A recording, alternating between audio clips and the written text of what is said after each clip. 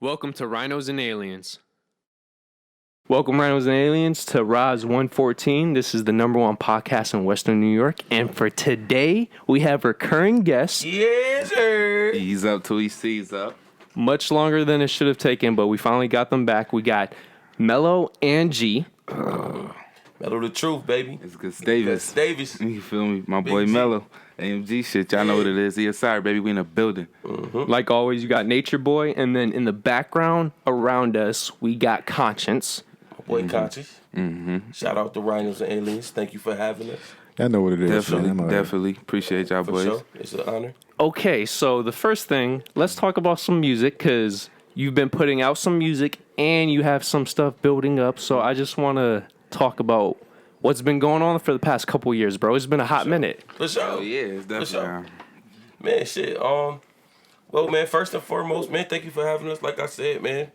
Yo, Appreciate y'all boys. seriously, I feel bad it's taking this long. Yeah, me too. Me too.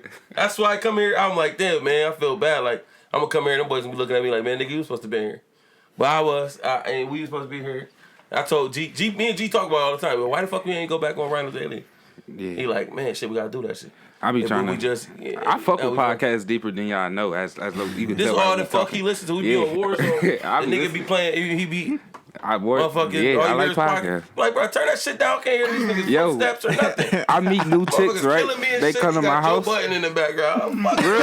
Real shit. I meet new chicks. They come to my house. I play a podcast. That's how I know if she really fuck with me. If she look at me weird, she ain't fucking with me. Yo, dap me up for that one, bro. If she hear the podcast, she be like, "What's this?" I be like, "Oh yeah, Well, she is in there."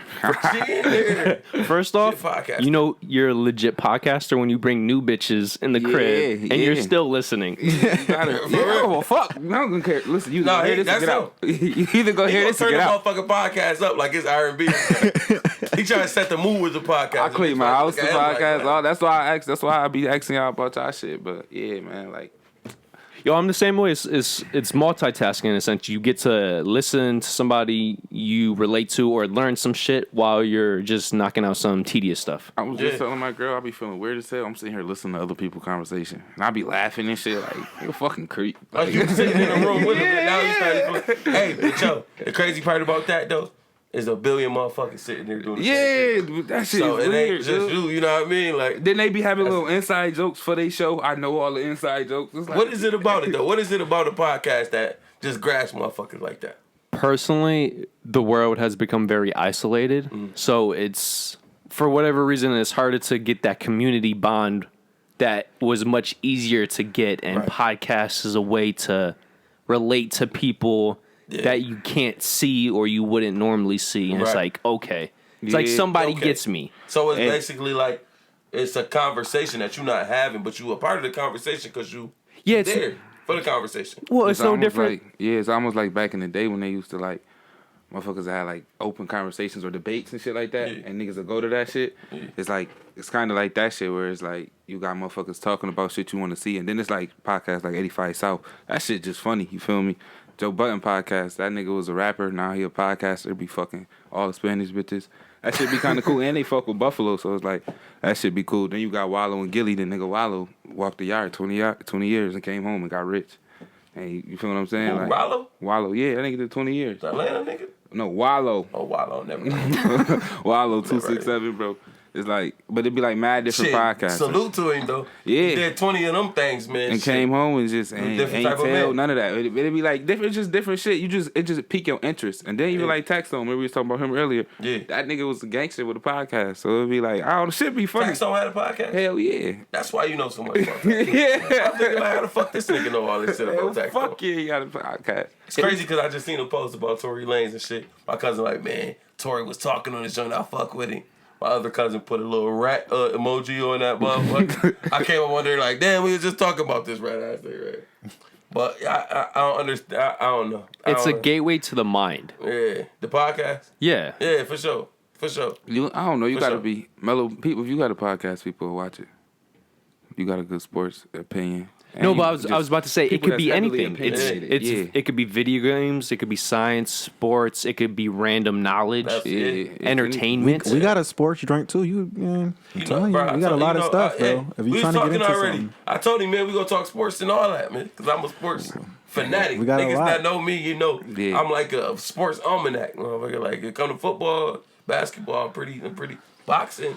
I'm pretty like, you know what I mean? Got a pretty good frame of intelligence on that type of shit. Definitely got to talk, dude. For sure. But as far as the music go, you know what I mean? I just dropped a single a few months ago called Fuck Is You Saying? Fuck is you saying? Yes, sir. And that joint right now is at about 26.2 thousand views on Facebook. We about to start moving. Over 1,100 on YouTube. Yeah, over 1,100 on YouTube. Man, the shit moving without us putting anything. We haven't, you know, at this point, we just trying to see how many organic views and how many organic followers we can get. We ain't paid for no promotion or none of that shit. Like right now, that's what I wanted to ask. Are all those views just word of mouth, or did you word have of mouth? Word Word of mouth. In the city of Buffalo, you know what I mean? And for y'all out there that's watching this podcast that's not from Buffalo and that don't understand, we a small city, you know what I mean? And I love my city to death, but we got like a little tendency to not really support one another, you feel me? And it's just a beautiful feeling to know that motherfuckers in our city really fucking with AMG, you know what I'm saying? Like, they fucking with us. And we might not have that celebrity, that the Benny the Butchers and the Conway the Machines, and you know what I mean, motherfuckers like that. That's on the front line. Salute to them for Buffalo, New York. You know what I mean, this music game. But we motherfuckers know. You know what I mean, underground rap scene. At the end of the day, quality always travels. It might not be the most popular, but the quality will always travel. Travel and sustain. Hell, fuck yeah. Travel and sustain. AMG, you know they fuck with the game. Yo, real quick, what was your inspiration for this single? Because from all the music I heard specifically from you, this sounded the most, I don't want to say commercial, but it sounded like you had the concept of what's going to get a song stuck in somebody's head. So what was your personal inspiration for this? The funny thing, listen, let me tell you about the process itself in making these songs, bro. Conscious, he been there. You know what I mean? Yeah. For sure. Yeah. He been there in the studio. He seen the process. He witnessed it firsthand. I'll be trying to be aware, you know what I mean? I'm gonna remember yours too real soon. Nature, I think. Nature boy. Yeah, nature boy. For sure. But the process, bro, nigga Ace, man, he just play a beat. Like, yo, do you like this beat? He play the beat. Shit, come on. Dum dum dum dum dum dum dum dum dum dum dum dum. Some old Dracula type, you know what I mean? Like some haunted house type shit. But the thing about me and Ace and AMG in our process of how this shit go, period. Like, it's everything a challenge to us. Mm-hmm. So when he play this shit, he know damn well this a weird ass beat. You know what I mean? Like, but that's shit, the point. Yeah. Like, this shit gonna be weird like a motherfucker. Like, everybody not doing this. And it's funny you say like commercial, because the sound of the song it came out ended up coming out commercial. It did. Like, you know what I mean? I can't even deny that. But it's not an intentional thing. It was a thing where he played it and I'm like, what can I do? I freestyled that song. I didn't write that song down. I didn't make it wasn't like a, yo, give me this beat and I'm gonna take it home and I'm gonna write something to it. That nigga played me that song, I went right in the booth right then and there. But I just came from a dice game. So I came with the fuck is you saying? I stand on what I know, the fuck is you saying? That makes it even better. I take one more loss and I'm stopping the bank. I take another loss, I'm stopping the bank. And that's how I feel when I'm at the dice game. Motherfucker crack me, I bet 100 right now. He take my 100, man, and he looking at me, shaking his dice. Yeah, I just took $100. The bank like 1,000. Man, stop it. Give me the whole 1,000. Now he looking at me like, goddamn. Now his hands sweaty.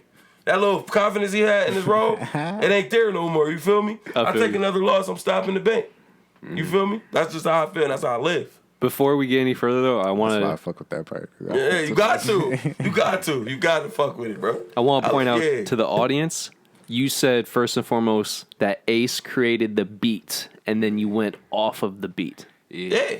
Hell yeah. No, I just want to point that out because a lot of rappers, especially now, they have their lyrics already set up, and they find a beat that's best suited. Hell yeah, that's good point. So I just want to emphasize that, because I remember we talked about this the first interview, that you guys said basically all, if not all, your tracks are set up in that format where the beat is first. Yeah. And then you create lyrics around that beat, which is so key. And if you really listen to music, you can tell the difference between the two types of methods. You gotta be somebody that really not just listens to it, but you gotta love it. You know what I mean? Like that shit gotta be. Like, you gotta be a music motherfucker. You feel me? Like you gotta be like, man, music. Like you an analyst in a way, because when you hear music, you process it. You don't just listen to it. So a lot of motherfuckers feel it though too. Yeah. You feel it. You know what I mean? Like you really feel like that shit get through you, and then your brain go a million other places as you listening to it. A lot of people just want to hear it to hear the beat. That's why the song is so successful, low key, because it's got a melody, it's got a tone that's catchy. Yes. That is simple. You know what I mean? But the lyrics actually suits the melody. Yeah. And now when you go and you somebody that like I could tell you somebody that digest music, you know what I mean? Like when you hear your shit, you're not just listening to it to you know what I mean, to get a little quick little bop and shit. But I do have those moods too. Yeah, and that's the me too. Yeah. Why else would my music come out like that? You feel me? Yeah. Because you can listen to my body of work, and I don't just rap. In AMG period, we don't just rap. Him too. Just the rap. We don't just rap just to rap. Hell yeah. When we hear the song, motherfuckers sitting there looking at each other like, man, G, look at me. This is how every fucking AMG session go. Ace play the beat. Mm-hmm. We like, damn, I fuck with that joint. G, look at me. We're like, do you fuck with this joint? I look at him. We're like, do I fuck with this joint? And then he be like, yeah, what you got for this shit? I'm like, fuck it, just put me in there. We go in the booth. And that's how every hook is made. Just off of like, man, you fuck with this. We fuck with all of them, but we don't know we fuck with them. We don't know why we fuck with them. You know what I mean? It's just like, man. Or sometimes you don't know, you just feel it. You just feel it like, man, this is how I feel about this joint. And that's how we express our music. That's how we fucking capture our sound. Our music is some of the best music in the city, because when it comes to our music, we all know what we got to do. Like, our music is the best music in the city. Probably in the world, actually, is what I really feel. But it's like, it's more of a, when we got Ace on the beat, and then like, you know how we saying we in the studio, and I looked at him like, yo, what you want to do with this joint? Because Mello will go wherever you want to go with a beat. You feel me? And then me, I rap. Like, I'm more of like a verse type of person. I like putting the time. He more of a bar for bar. He just want to spit. Yeah. And that's why I love G. You know what I mean? That's why I love working with G. Not the fact that this is my little brother, like, but more than anything, it's because he a dog when it come to this shit. Like, he want to just go in there and rap bars. He's a savage. He is savage. In the best compliment of the word. Savage. Yeah, the best way you can put it, this nigga is savage. Yeah. He is savage. And by the way, before we get any further, let's shout out Ace, because take away, like, if you just heard his beat, you don't know the name, and you just listen and say, okay, how professional does this sound? You're like, oh, he's easily in Hollywood in the main business doing Yeah, this is what makes Ace. That's what makes Ace. Yo, motherfucker, Ace is like Ghost off of Power. Or he like a motherfucking, like, I don't know. He like a nigga that you just keep hearing about, but you don't know what the fuck he look like, bro. Dead ass. Like, this is Ace. Facts. Ace music is traveling through Buffalo like a fucking wildfire, bro. It's a lot of artists and shit y'all listen to is be like Ace. It might not, Ace probably ain't make the beat, but he mixed their vocals. Or Ace made the beat and mixed their vocals. So like, I didn't know he's doing that too. Yeah, Ace. Man, he is a fucking monster. He pushing his Buffalo rap sound like in a way that's not being recognized, and that shit is almost an insult to our brand. Like, bro, why is y'all not talking about Ace like he one of the greats? Because, like you said, he doing this shit. How we sitting there like this and this setup right here? You know what I mean? We ain't where we want to be. And this is a good setup. It's a nice setup. The studio is a nice studio, but it's a home studio. We're not allotted all this motherfucking equipment, soundboards, motherfucking big. Which makes it more impressive too, because that shit blow my mind. And he doing that shit off ear and studying this shit off what he know and learning on his own knowledge. Yeah. Which is another thing. When I went to his place, I'm like, wait, you have no studies in this? You're just learning on the fly? I'm like, holy. See, that's how you know. School for shit. Yeah, he just a freak. He was born for it. He was born like, bruh. God made Ace. He should have put a fucking laptop in a diaper bag. Like, God should have put a laptop in a diaper bag with Pro Tools on it, or Fruity Loops, just something to get him started. Ace was born for this shit. Like Ace is a engineer god as far as music is concerned. And the funny part about Ace is like at 12% at this point right now. He at 12%. He don't have the technology. He don't have the resources. He don't have the contacts. Yeah. To get him where he really gonna end up. Yeah. You know what I mean? Yeah. Like where he gonna end up, he don't even understand that. I want him to understand that. Well, he's not even operating with like the time he really wanted to devote to this shit. So it's like what you get now is just a piece of a particle. When it becomes his legit career, that's when it's gonna get dangerous. Right, like your phone. You know how your internet slow down when you at like 5%. Yeah. Ace at like 10% right now. His internet not busting like how it's gonna be busting when he charged all the way the fuck up. At 100. When his shit on green, this shit gonna be, man, it's gonna be scary. It's gonna be scary. But to go off of that, why do you? Because when I heard the music, I'm like, why don't more people know about you guys? What do you think? I'm trying to. You want to know the truth? Yeah, of course. Yo, are you supposed to say the truth? I'm about to tell the truth. Are you about to say I'm with the truth, but I'm about to tell you the truth. Yeah. A lot of people don't like AMG. We got a real aggressive, funny, strong, aggressive, tight like way of moving and operating. You feel me? It's not for the weak. You feel me? Like so, it's the operation. It's not exactly the music. I say it's because they moving godly. It's like you feel me? Like people don't like I ain't gonna say we being like blackball because niggas can't really control what we do. But it'd be like situations. It'd be a lot of situations and shit that niggas just don't like us. To a degree, we being blackballed. You know what I mean? Because nobody listen to our music and be like, nah, this garbage. Nah, this shit trash. They be like, damn, this Buffalo, this you, like this your team, this what y'all really doing? Hell yeah. This us. This where we coming from. So I ask the same question. Like, why would somebody do that? This like a backup quarterback getting drafted. You know what I mean? It's like Bryce Love from the Packers getting drafted to the Packers. And this Aaron Rodgers. You know what I mean? In the front, he's starting. He not about to really put this boy on to everything he know. He not about to really open up no doors for this boy for real. Cause he feel like, man, it's my time. I gotta do what I gotta do while I'm here. Hell yeah. And I gotta submit my legacy. You know what I mean? But to be fair, that I don't like that metaphor because Aaron Rodgers is a GOAT. A lot of people who are quote unquote popular are legit garbage. Yeah. And I don't want to name no names, but it's man. You know who we is. They know what we got. As far as they know what these three letters mean, man. They know what that A and the M and you see this crown right here. They know what that should be. They have a real good understanding. Like it's a vast majority of things you could be confused about, but AMG is not one of them things. And I feel like it's been an effort to suppress our buzz. You know what I mean? Like that's just me being genuine. Because I know personally, motherfuckers that's in there. Yo, let me ask y'all this though. Say y'all did a podcast episode, right? Nah, y'all been doing episodes for hundreds of podcast episodes. This episode do 20,000 views, 25,000, 26,000 views. That would be fucking awesome. You feel what I'm saying? You would feel like you would organic. Y'all don't got no money to put behind this shit. You would feel like, yo, like damn, we should like there should be a lot more shit buzzing right now. Like man, we doing everything we could do in our power physically, and then we reaching out to people, DJs, radio shows, all trying to get shit going.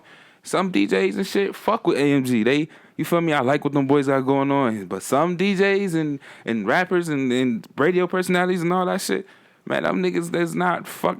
I'm nervous and shit. I guess I don't know. We like personally, I could speak for me personally, and I could speak for Mello personally when I say this. A lot of rappers don't want to, or rappers don't want to rap with us. Engineers don't want to engineer with Ace. Fucking. It's like no people don't want to be like that's blackballed. It's like they just feel an intimidation from us. Like a lot of rappers don't want to get in the studio with Mello. A lot of rappers think they want to get in the studio with G to get in the fucking studio. This is how they find out every time too. And I'm not holding you. I'm not shitting you. I'm not trying to brag or nothing. You know what I mean? I'm bragging a little bit, but I ain't trying to like drag it. I ain't trying to gas this shit. Like I'd have been in the studio with whatever name you want to name besides like the top tier. You know what I mean? But as far as the city go, all these rappers that's doing their shit, I've been in the studio with a lot of them. And I got songs done with a lot of them. Okay. But when they hear that motherfucker, they like, man, I gotta redo my verse. Oh, like Jay-Z with Eminem style. Yeah, like I'm telling you this like 99%, like 99.1. I got rappers from Cali, from Carolina from Atlanta. Holy shit! When they hear me on the track and they hear they track, bro, you know what I mean. And I won't say nobody's name, but I just recently did a song. Well, last year I did a song with a rapper from Cali and shit. Got a pretty good buzz. So you know what I mean. It made sense for us to make something happen.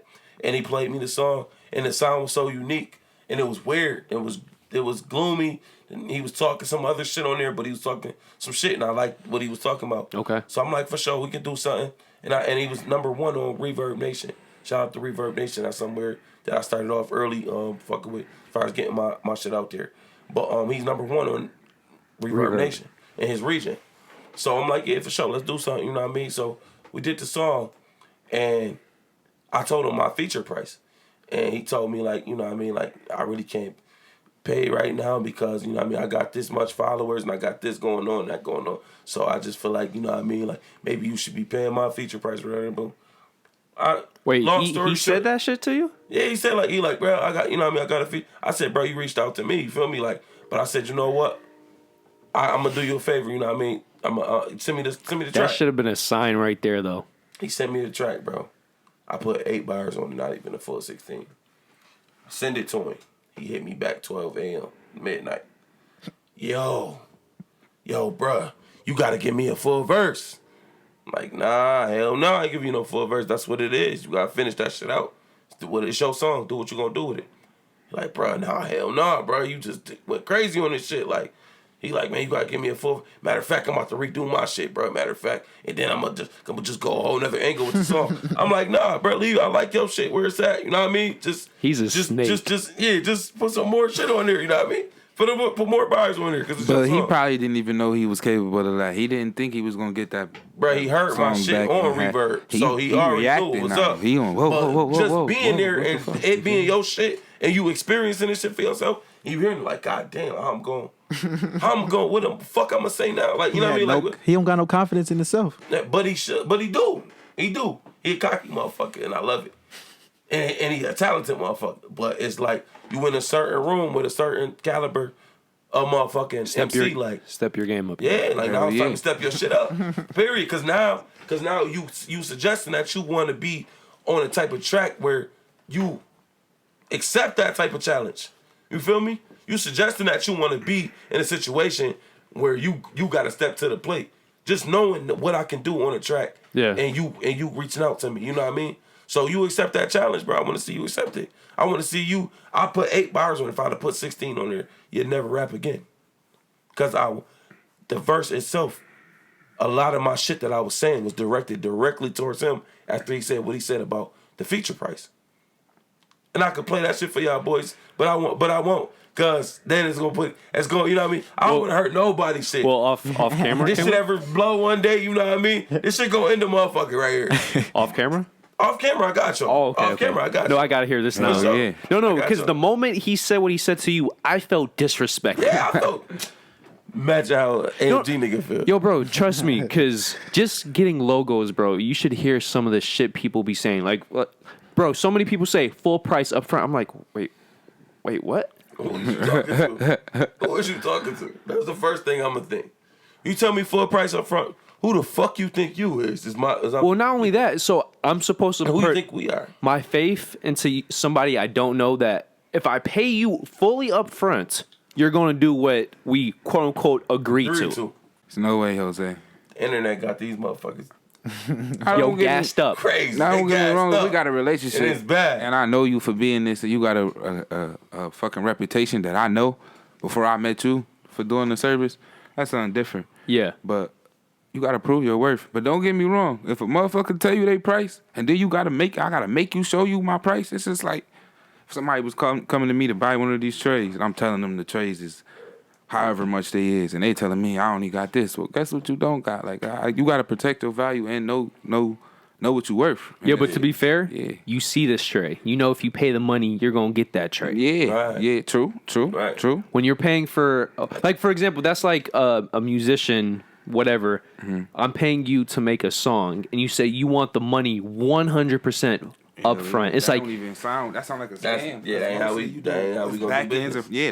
That's I just motherfucker just offered me to do cover art for me the other day. You know how they come out. I do cover art, do logos, designs, cartoons. That shit is annoying. I do all this shit. You like, yo, okay. I ain't asked, but okay. You know what I mean? But me personally, I'm looking at the people like, okay, is this you working for somebody? Are you know what I mean, third party, or is this somebody that's really hustling, that's really trying to get something done? Yeah, that'd be my thing. And I get stuck on that. So when I go to the inbox or the messenger or the DM, whatever the fuck how I'm hitting them up, whatever, I'm gonna say, you know what I mean, like, yo, what's good? What you like? What you trying to do? Like, what's your prices? And like, who you working for? Hell like, nah. man, this I'm just doing. If they give me an organic like answer, like a real person answer, I'm fucking with you. If you give me the copy and paste, motherfucking, this is what my motherfucking boss keep telling us to say, nigga, fuck you. You better go copy and paste your goddamn comment on somebody else's post. Yeah, man. But recently, I just did a little cover art with somebody, and the work ain't even come out good at all. You know what I mean? As far as what I expected, but he told me up front, like, yeah, I charge $50. I told him it's not a chance in hell I'm gonna pay you $50 because I know people that charge $50. That shit is legit, and they can deliver. Yeah, and they can deliver for that. So I said, I'll pay you $30, and I'm gonna give you $15 up front. And I said, I'm from AMG. My name Mello, the Truf. You know what I mean? I have other artists on my label, and I can guarantee you is he? I'm assuming, is he local? Is that why you were willing to go with him? He's not from my city. He's not from here. But he's an aggressive ass hustler. He's aggressive like a motherfucker. Aggressive as hell. Assertive, I say. Nah, because I'm going to tell you the truth. He'd have been, they inbox me for weeks at a time, cuz. And I feel like if they inboxing me for a week, you should have just took that same week, went on my profile, picked the picture, drew the picture, and threw that. And then show me. Bong, listen what I'm capable. Get with me. That's how he got me. Get with me. That's how he got me. You keep inboxing me, telling me you know how to do something. That's like somebody coming up to you telling you, I don't know, I know how to cook. My nigga, you gonna make me a plate of shut up. Like, right. I don't know, bro. Or these bitches talking about their head game. Right. Oh, wow, that's a way better fucking And then they scraping your head off your dick, and they not even going all the way. Like, bitch, you sold me a dream. Don't oversell me, please. Don't oversell me. Sorry, I had to make it sexual. Yeah. I'm gonna tell you right now. Nature boy, woo. I'm gonna tell you right now, especially in my youth, like from 15 to like 21, bitches used to say they had the head game. They say they suck. Remember, you used to be on your phone. You used to be on your cell phone, flip phone, motherfucking Razor, whatever the fuck you was on, BlackBerry, Nextel, whatever. But the motherfucker was on your phone telling you they suck dick like that. I suck some dick. 15, 16, the bitches was acting like they was scared to do that. Cat. It's cat. Yeah, it's cat. Now though, y'all these bitches just throw baby. Just give me enough bitch where I can get this thing off, because you ain't doing it. Like give me some good effort. It's about effort now at this point. Baby. Yo, I'm glad you said that. Out there, but the effort now, it sadly has gotten to the point. It's just show me the effort, and that will turn me on now. Right, but look at me in my eyes a little bit. Yeah. Spit a lot. Spit, bitch, spit. Use that God-given spit that God gave you, bitch. Spit a lot. Bitch, you spit when you talk, unsolicited. I want you to spit on this dick, bitch. You was invited to spit. Use your motherfucking liquids in your mouth, bitch. Because all that racist dick sucking, and you ain't even got braces, we don't like it. That shit, that rough teeth falling. And the crazy part is, bitch, you can use your teeth a little bit, but just don't be going crazy, man. Don't be gnawing that my shit like a corn on the cob and shit. Bitch, show me you watch porn. I want to see that you watch porn. Since we're on this topic, I just want to ask, how many women that sucked your dick actually sucked your dick? If you don't understand what I'm trying to say, I can explain further. I know. I got head in my life now. That's what you asking me. No. Fire head. No, I'm saying head. When you hear suck, like sucking on a lollipop. Okay. I don't want that. Oh. No. I don't know. I do want that. No. Listen. No, hell no. No. It's different for me. I want that too. I want that. Yeah, I want that. I bet you I want hand motion. I want effort. Like a lollipop. Well, I'm not like, you know, the definition of sucking. Like, like sucking, nigga. Like actually. Like suck through a straw. Like she gonna suck. It's sucking motion, motherfucker. Not just putting her lips around your dick and going back and forth. I'ma just let her freestyle. I don't really got that much commands with it, cause like I don't know. I'll just let you freestyle, baby. You wanna suck? You wanna suck? Go ahead, suck. As the man, you in a position like. I just gotta see what this bitch working with. Yeah, like I don't ask about technique. I'ma tell her what to do. Why she doing it? But what the fuck else? All I'm gonna say is get the balls, baby. If you suck at it, you suck at it. Get my balls. Crazy part, bro. Alright, boom. When I was younger, it was just a little bust down joint. Niggas knew she going. She gonna suck your dick. So we used to be like, man, I can't wait to go head up. Da da da da. Man, we had one of them too. We just call her Superhead for now. I can't wait to go hit up Superhead. I'm trying to go see what's good with Superhead. We used to call her Superhead. So she's legit. We called her Superhead before any of us got our dick sucked by her. Wow. So we going off the legend of Superhead. The legendary. This bitch legacy was crazy. So the whole hood like, man, we got to get sucked by Superhead, man. So she already had that because she nickname. just wanted to suck dick bad. She's just a dick sucking machine. Like she see a dick, she's sucking it. A nigga with a dick, she interested in sucking your dick. Like she was like that. And this is young. So niggas like we know, and we know we all still got our dads in our ear, or we got uncles in our ear, niggas in our hood. Man, you better keep a rubber on, man. Even if she suck your dick. So niggas is like, yeah, man, we gonna get some Superhead. Man, what? When I say this bitch had the worst head to this day in my life to this day. I mean, she on that motherfucker, gnawing on that bitch, scraping it all the way down to the balls. I'm like, yo, like, where'd you learn this shit? Like, oh, I ain't gonna lie though, man. I don't know how many niggas let you get away with this shit. Like, you should, at this point, how your reputation is, you should be coached to the point where you. I was not expecting that to end the way it did. I mean, neither. But the point of the story is that don't believe what anybody says until the hype ain't real. Yeah, she was stupid. But all of that stupid head, because this was the stupidest head I ever had. And yo, all of that roll back to the music being something that yes. Fuck is you saying is out right now on all platforms. Right, and I'm married. I don't want no, I don't want your skeezers. No, but that's a perfect segue because the fuck you saying? Like, what the fuck were you saying? This fuck is you saying? This is not good head. What is wrong with you people? Well, that all just... Yo, but this is... And it's a thing, though. At this age, we young. We 14, 15. No, that's no excuse. Niggas is all running through the hood like, man... He said that's no excuse. I get my dick sucked every day. Niggas just excited because a bitch doing it. You don't know that. You don't know that it's a good version and a bad version. Oh, my God. It's just like, oh, this shit happens? Okay. I'm with that. It's happening for me. Nah, that's not how it's supposed to go. That's not how it's supposed to go. You're supposed to enjoy this shit. I was like... like all that shit ain't supposed to be happening. You're supposed to be kicked back in the chair, enjoying the fuck out of this shit, man. I'm like, man, you good. You know, let me see what's good with the pussy. Pussy was D-. Oh, damn. You hit after the head was trash. Cuz. Bro, he a legend. Yeah, that's different. Head trash, I'm not touching that bitch. For one, fuck you. You got fuck you. I was the hood hero for one. Niggas love me, you know what I mean? Shout out to Edison, bro. When I was on Edison, bro, niggas love me. I was like the little girl. I was like the golden boy. You feel me? So I had to hit the pussy. Like, I had to hit the pussy. So I can tell my niggas, like, yo, Superhead got that shit. She did not. She failed us all. And she was supposed to be the one for us, but she wasn't. You know, you think you got that one joint in the hood, like everybody can go over to what's in their house. She gonna cook you some noodles. She gonna fix you a but sandwich. This is the problem. She gonna suck your dick for sure. It's not. I don't think it's necessarily the woman's fault. It's these guys who don't know the difference between trash and good head. That is true. Nah, you gotta get that bitch. Nah, she gotta be accountable. No, I'm not. No, the niggas is at fault for saying the bitch got good hair. Yes. They at fault for perpetrating the fucking narrative. Yeah, that's bad. It's a 50-50 thing. But you gotta step your... These motherfuckers promoting you. Yo, but that's like niggas saying, G the hottest rapper in the world. Mello the hottest rapper in the world. Then I come give y'all some Trinidad James. As an example. Not give you some Trinidad Women James. are great at faking orgasms, right? Yeah. So if a guy, for whatever reason, only fucks women who fake orgasms, and every woman he fucks, he makes them orgasm, he's going to think he's a G, and he doesn't need to improve anything.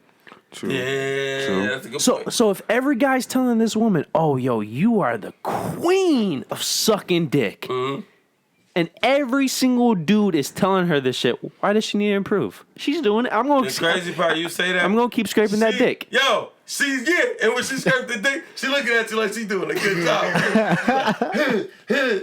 You like, what the fuck, bitch? This is not a chainsaw. What the fuck wrong with you?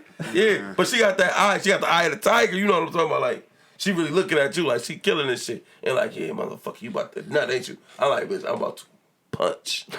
I'm gonna punch you before I nut in your mouth. I'm gonna smack you off my dick. Like, not really. Not actually. That's not good. But you know, I'm just. No, we definitely know that feeling. Yeah. You want to punch a bitch off your dick before you nut in their mouth because she's terrible. Like, I don't know. I had like 3 and head. I feel like it's not that complicated, bitch. Don't use your teeth. If you do use your teeth, be very gentle. That's it. It's that simple. And you better almost like a nibbling. Yeah, like you want to cover as much dick as you can, bitch. Like, I don't know. Just be very crafty what you do and be very passionate about it. Cause freestyle on me. Let me see your moves. Show me your moves. Do your shit. If she show me her moves, I'm at an age in my life where I don't want no bitch to I'm no first dicks up. Speaking of freestyle, yo, what's up? You got a beat? That nigga about to make a Lil Mama beat. Y'all heard him. It's popping. It's popping. It's popping. It's popping. Shut the fuck up. I never heard no Lil Mama album. I was just about to say, when I heard Lip Gloss, I said, yeah, I'm never going to take this bitch serious. The video was crazy, though. I remember seeing that video. I make my decisions early. Like, I make them early. I make them pretty early. Respectable. And then once I start hearing this shit, I'm like, damn, I shitted on this motherfucker for no reason. Yo. But when I'm wrong, I'm wrong. When I'm right, I'm right. Yeah, I usually go by the gut. Then I watched a little documentary on Lil Mama, and I felt bad for her because she got internet raped. Like, internet fucked her all the way over. Internet did her bad. She should have never fucking went up there on that stage with Hov and Alicia Keys. She was on because when you think of Hov and Alicia Keys, you don't think of Lil Mama. Lil Mama is never come up across your mind. I don't think of Lil Mama ever. I'm trying to think of a situation. You know, every time I think of Lil Mama, when somebody say lip gloss. That's it. That lip gloss and Hov. She made me want bitches to just use lipstick. Yeah, we from Buffalo, if y'all ain't know. Buffalo, New York. Buffalo Bills on the rise. Oh, shit. You feel me? You want me to freestyle on this beat? I just picked any beat. You better figure it out, nigga. Alright. What y'all want to freestyle about? Oh, that nigga said pick the subject. Now he acting crazy. We just pick up random stuff. You just pick up random stuff. Just pick up random shit. Nigga, just talk your shit. They said go random off the cuff. Monty pick up random stuff. I got a phone, I got a plug, and now I'm about to call his bluff. Say he got it, tell him bleed it. Niggas know that that's what's up. And he gon' pour it all. I tell that boy fill up my cup. I got niggas really riding. I'm from Buffalo, we sliding. Niggas say that they gon' do it. I see niggas be hiding. I be asking niggas questions. Is you with it? Is you riding? And I don't really give a fuck, cause you probably was lying. Put my heart into this shit. I gave him all that I could get. And every time my nigga play real, these niggas turn bitch. Man, I'm the plug, I keep it on me. Niggas know I keep them bricks. And every time a nigga talk, I just hoping he don't snitch. I can't tell you what that is. You know he gon' get you. It's Mello the truth, baby. You know I beneficial. It's Rhinos and Aliens. And you can get your issue. If it come through, we running through you niggas like wet tissue. I touch a nigga quick, nigga. Put him down. You know if it's sick, nigga, I'm be on that shit, nigga. Yeah, my name is Mello, yeah. I been on that strip, nigga. Where get that money poppin' and get that bitch, nigga. Yeah, if you ain't fucking with us, dog, probably bitch, nigga. If you ain't fucking with us, dog, we ain't rich, nigga. We from the motherfucking gutter where it's real. Listen, I get right back in my mode. Sometime I don't wanna talk, man. Yeah, you know how that go. I keep a vase, I got some glass. I keep that shit all in the stash. He talk crazy on his ass, man. They don't know this shit can last. I'm from a city where it get bad. See the ops and then we blast. Don't ask no questions, it's about cash. We need that money, bring it fast. Every time a nigga played, I almost damn near show my ass. Just to fucking prove a point. I hate when niggas make me mad. I get back and get the flowing. For this potion got me going. I'm off Remy, but I'm not 38. But I will blow him. Fell back on my niggas, fell back from the bitches. What? I'm trying to get rich, man. They ain't fucking with these figures. Now it's AMG, don't play with me. He should learn his ABCs. I've been trying to get with niggas. I've been trying to. Whatever you guys want to do. That was like a warm-up type situation. I don't know. I had to play like a non-freestyle beat just to fuck with G. I don't know why he did that, and I still ate that bitch. And he still smoked that bitch. That's what I do. That's what I love. Freestyle. But yeah. I'm at Rhinos Aliens freestyling. We wildin', boy. The money piling. Got a bad bitch. And We just want to remind everybody it's a normal Saturday night, man. That's a fact.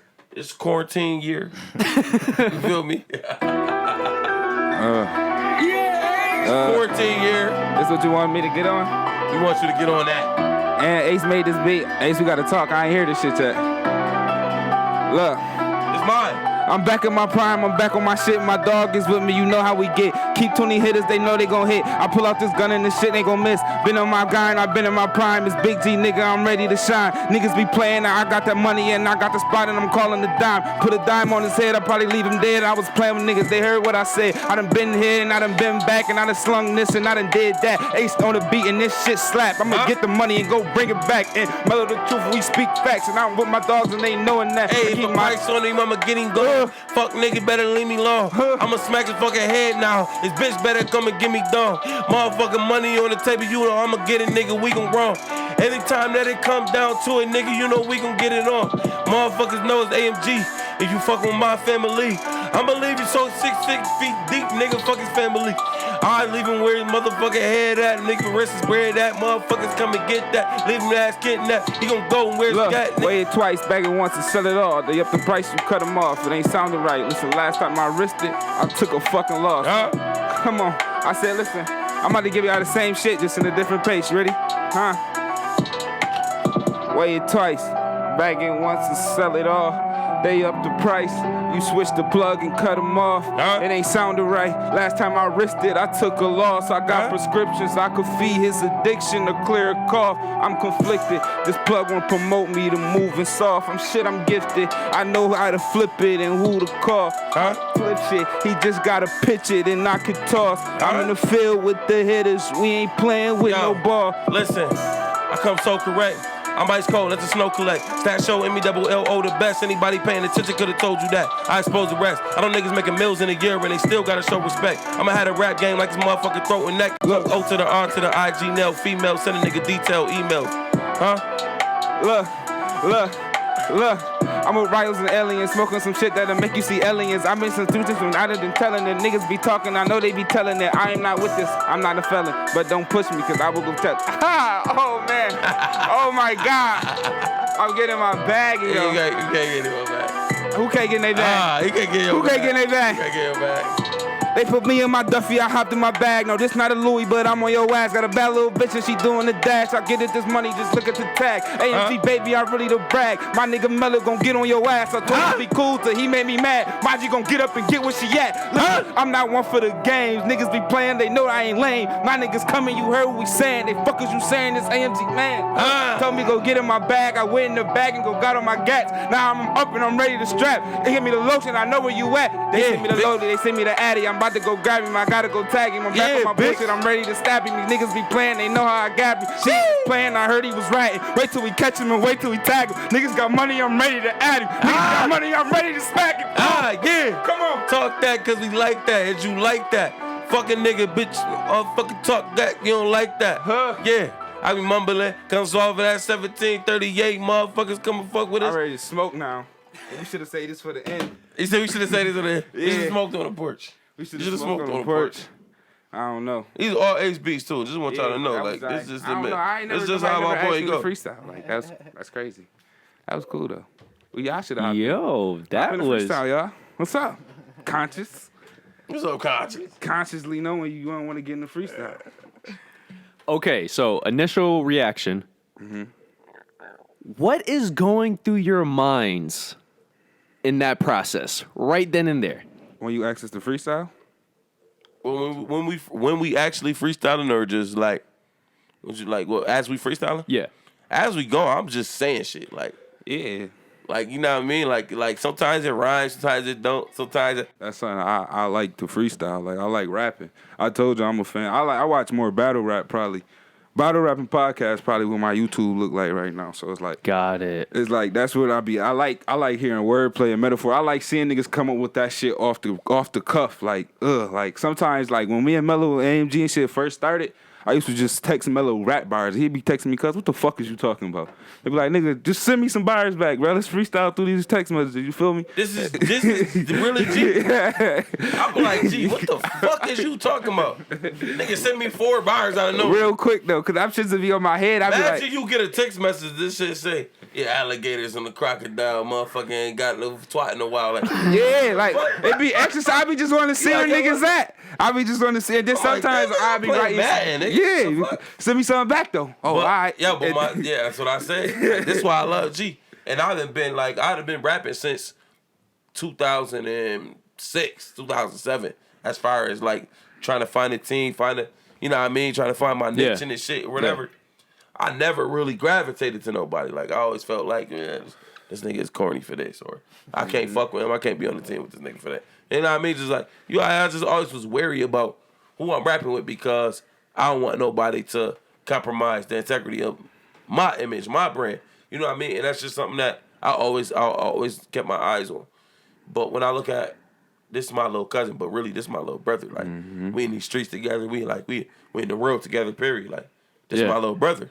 So, now, the way he became my little brother, the way our relationship really fused is through rapping, through our experiences together and shit, through me saying, like, this is a real nigga, like, this, like he really ain't just saying shit just to say shit. Like, yeah, that's something. He don't cap rap, you know what I mean? That's like, something I want people to really understand. When I say my name G, that don't mean I'm the biggest gangster. That don't mean I'm like, I got the most money or nothing. I mean, G is a motherfucker that stand on principle and just, I'm gonna always be G in every room I go to. You like, bro, I don't care if you somebody that. Yeah. I'm a street nigga, so I really don't look at.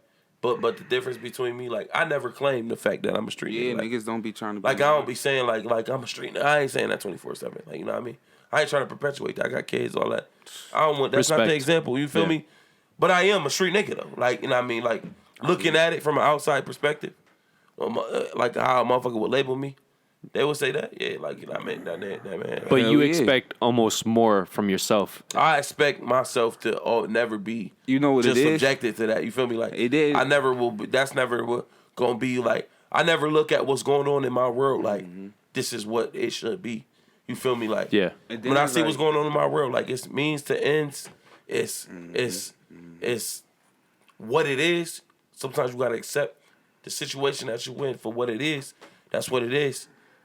But I never, ever glorify the negatives. You feel what I'm saying? Yeah, and that's the main purpose of me saying that, because when you really is like that and you really been through them situations and shit like that, you don't want other people in that same. Not even you don't want them in that situation. You don't want to come off as one of them people that you could tell is saying they this or saying they that to gain a certain audience or attention. When you really living like that and you really feeding your kids off of shit that you done did, you feel me, and you really be out here like that, yeah, bro, that shit, now you thinking of ways to get out of that shit. You're not thinking of ways to keep perpetuating this shit. That's like, this is my main, like, this, I'm this and I'm that. Like, you got felonies. Yeah, bro, that shit not cool. I don't give a fuck if you never been arrested. I don't give a fuck if you never smoked nobody. You ain't never bust your gun.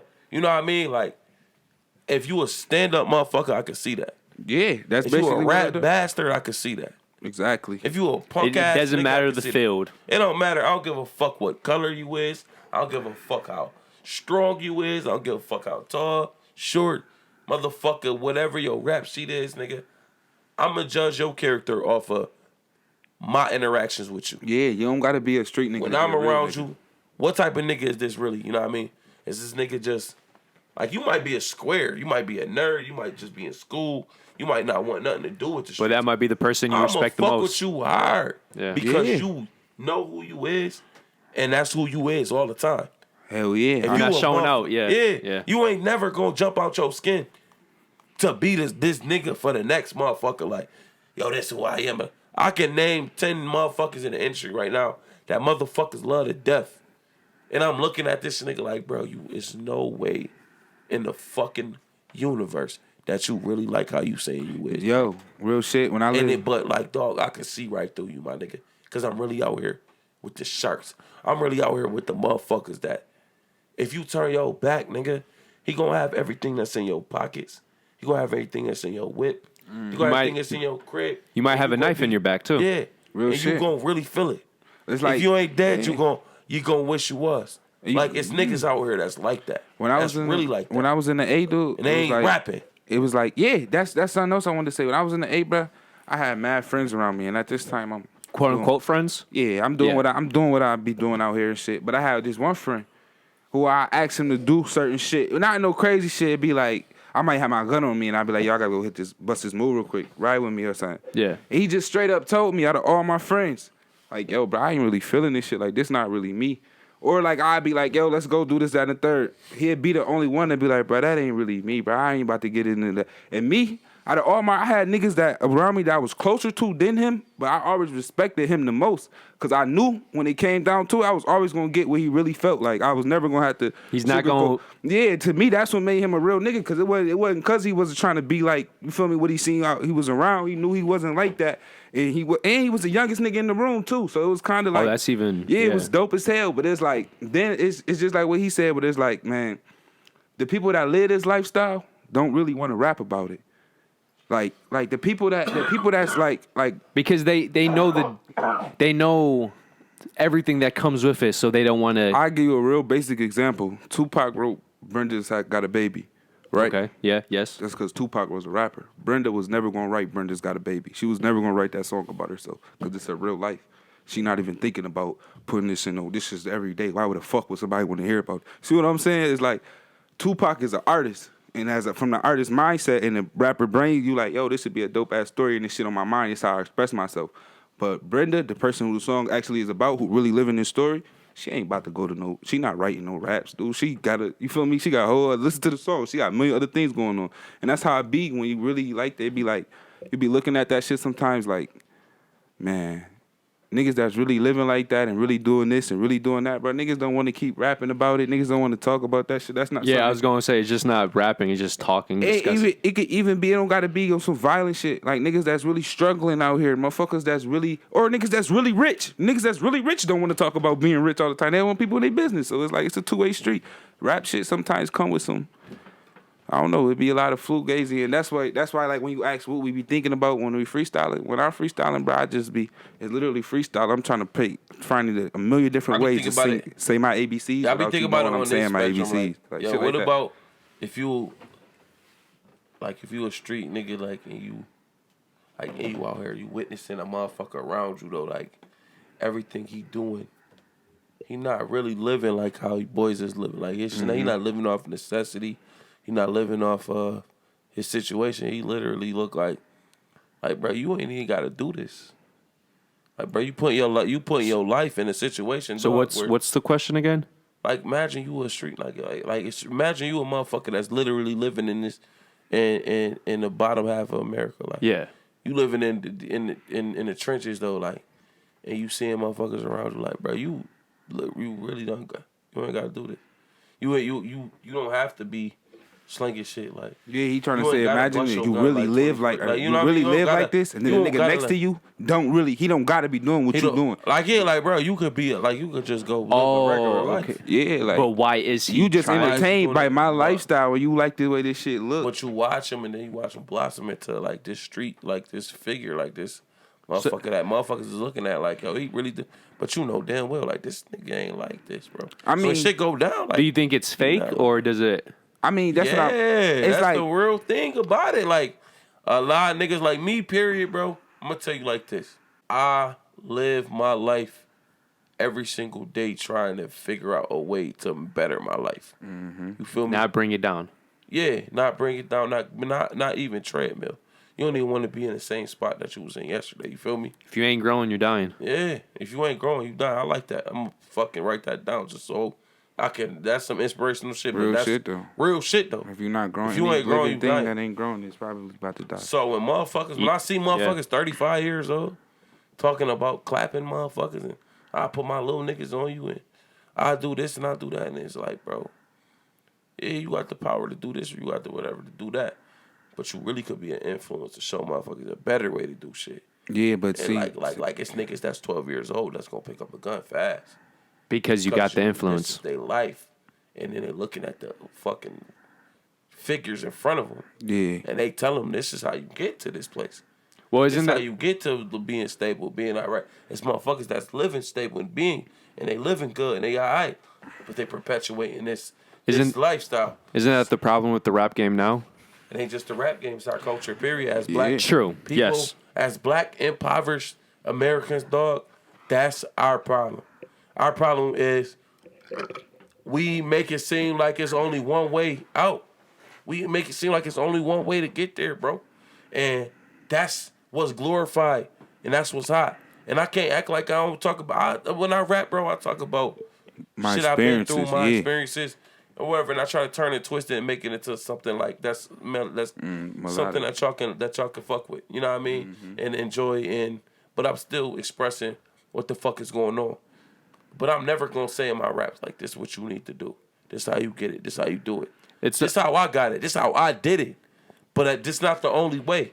I'm always gonna make sure that in any project, any album I make, any long term motherfucking music body of work that I make, I'm gonna make sure that I express to these young size, whoever young boys, whatever. I'm gonna try to know, dog. It's 1,000,001 ways to get it. Choose one and execute. You feel me? Do not look at one motherfucker like, okay, this is who I fuck with because I'm in this situation. This was gonna get me up.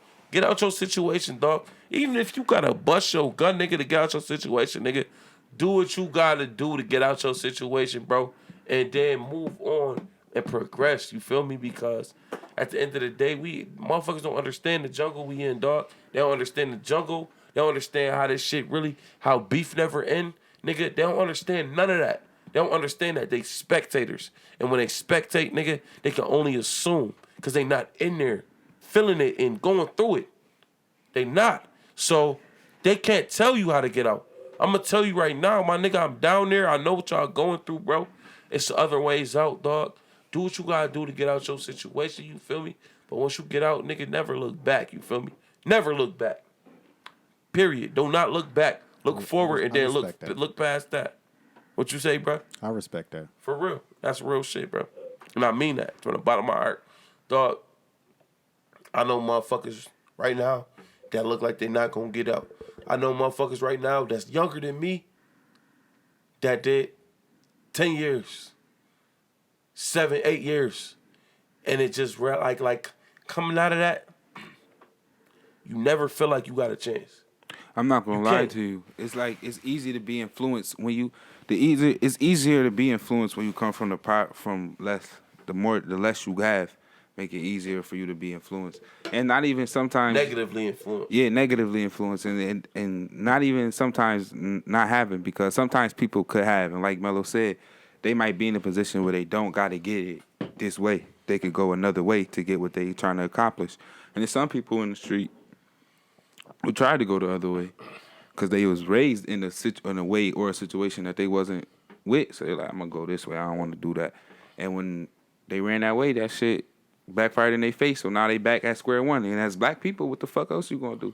You see what I'm saying? So how do you guys feel about the culture where the few people who do come from the bottom, most of the time they either feed into this nonsense, or if not, they're never actually truly helping the bottom where they came from? The people that perpetuate it most likely never really came from there. Like Tiger Woods, black people, like they skin black, but they don't like black women. They don't like black music. They don't like black food. They not really into that culture. So it's like they never really come from that. And some of the people that come from these situations and get out, one, they don't be knowing they out yet, and they still be stuck into that same mindset. Or two, they don't know how to bring nobody else up. Lil Wayne has multiple occasions where he just completely abandoned us. But I'm just going to highlight 2 of them. He, at one of his concerts, he on stage, this is in the height of the Black Lives Matters movement, like initially when it first went down, when we had Mike Brown and those situations going on early on. And you know what I mean? Like, black people been getting killed by the police forever. So we not going to act like it's a new thing. But once it started really gaining publicity and that shit really started catching on, it was the Black Lives Matter movement. And Wayne went on stage at one of his concerts, and he used that shit to incite the crowd. Who lives matter? Black lives matter. Who lives matter? Black lives matter. And he just fucking eating it up. And that shit had Wayne. You know what I mean? That was a good thing for Wayne. That shit was like, motherfuckers getting behind you now because you're a black man and we know that you care about your people. Like, what's going on with your people? We know that it's intolerable. So you guys don't like Kanye, I'm assuming? Hold on. We'll get there. Yeah. But hold on. Let me finish with Wayne and then I'll get to Kanye. But so he doing all that. Now he got an interview with that lady. I don't know who she was, but everybody seen the interview. And she asked him, like, how do you feel about Black Lives Matter? He said, well, what is that? Like a music group? It said, Black Lives Matter. What is that? You see that right there? That's a white man holding the camera. And I got more money than him. He filming me. That's my life matter, bitch. My life matter. Shit like that, you look at a motherfucker like that. You really don't give a fuck about your people. You give a fuck about your life. You give a fuck about your money. And you will sell us out at any point in time. But now, we in the height of an election. I, for one, do not support Donald Trump. And I do not support Joe Biden. I don't support neither one of them. That's why I didn't vote. I understand the importance of voting.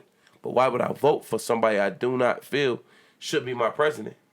And I don't feel like neither one of them motherfuckers should be my president. I respect that. So I didn't vote. Respect. Period. I didn't vote. Neither did I. Wayne, you could have took a neutral position, dog, and been out the way and not had anything to do with this shit. Did he ever come out saying for one or the other? He came out and he endorsed Trump. Hell yeah, he endorsed Trump. And he took money from Trump. What was the initial? And he wore a fucking weird ass Carlton sweater to make himself visible that he was sucking Trump, whatever the fuck was going on. But I know for a fact I don't respect none of that shit. Cause I'm a nigga and I'm from where we need our stars like that's in that position, bro. We need y'all to guide us. We need y'all. It's so many motherfuckers that y'all been young looking at Wayne like he was Dedication 2, motherfucking Drought 3, Carter 2, Carter 1. I was like, okay. Wayne couldn't do no wrong. But when you show me this is who you is, bro. But this is traitor now. Okay, this is the thing. You guys voted for neither because you thought neither was acceptable. Mm-hmm. But if you still think that, and I know that actually. Mm-hmm. Okay, and it's all systematic. Is a reason that those two were the only candidates. Yes, but if you had to, because one person or the other is going to win no matter what, it ended up being Joe Biden.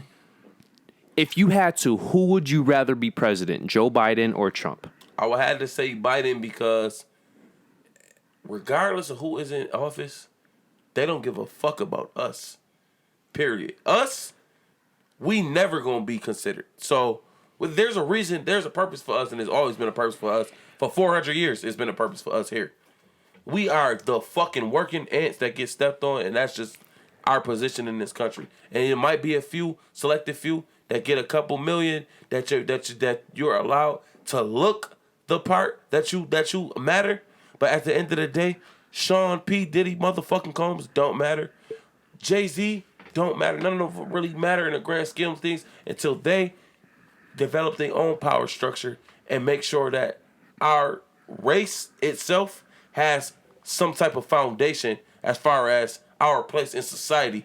Because we are a nationless people, and we never will have that until we got them heavy hitters with as far as financial, the money motherfuckers, the real big money bag motherfuckers. Yeah. When they get all together and they establish something for us people of African descent, we will never have the base that other races have. Okay, so I'm not putting my name on either one of them niggas, and they don't got nothing to do with no politics and nothing like that. It's just a simple fact that I look at them niggas, and I ain't the biggest politician, what I'm trying to say, but I look at them and I be like, I looked at Barack Obama and I was like, if I was old enough, I'd have voted for him. I look at Donald Trump, I don't fuck with Trump. Joe Biden, I don't fuck with Kamala Harris. She did a lot of fuck shit before she got to the position. Okay, so you know that. She want niggas in jail. Yeah, she was putting niggas up. Like, she want niggas in jail. Well, you know, she was putting niggas up. Joe Biden was a main force for the 1994 bill. Exactly what I'm saying. Joe Biden you is telling like me reasons why I ain't same voting for thing these Donald niggas, Trump. man. represents. But he is that. But this is my political follow-up question though. He like the actual. What do you think Trump is? Do you believe Trump is a racist? Yes, sir. I don't. Why? Because clips? Do you think Donald Trump is racist? I don't. Because every clip the media has used, at least since he's been president, has been a clip. If you watch the full videos from start to end. Okay, let's do this then. Let's say. I identified that as well. I've noticed and recognized that. But look, they take clips of his shit. But look, fuck that. Let's say he is racist. Let's say he is. Now what? If he I is, think that's the problem right there with a lot of motherfuckers. That's the issue right there. Especially, I can even say for my people, I feel like we be so hell bent on trying to get these people who don't think like us, feel the way we feel, live the life we live, to think and walk into our. Well, I got big feet. Niggas can't walk in my shoes. But do you believe Obama walked in our shoes? No, that's right. That's what helped me come with to this conscious idea. It's like, yo, we need to stop trying to get motherfuckers to be like, yo, you're a racist. That's wrong. Well, we just need to get it to where you racist. Okay, stay your racist ass over there. You cross this line, I'm gonna send your ass to the moon. And that, I think that should be the standard. The problem though, what happened? You don't like white people. You don't like Asian people. I don't like black people. Say, and I'm black. You a human being, just like I told you, got the right to your opinion. It's your opinion not to like me. You can feel how you want. I can't change my words. Not gonna change the way you feel. But where do we go from here? Man, I just told you, yo ass stay over there. I'm gonna stay over here, and you stay over there. That's creating the whole point of the '60s was to.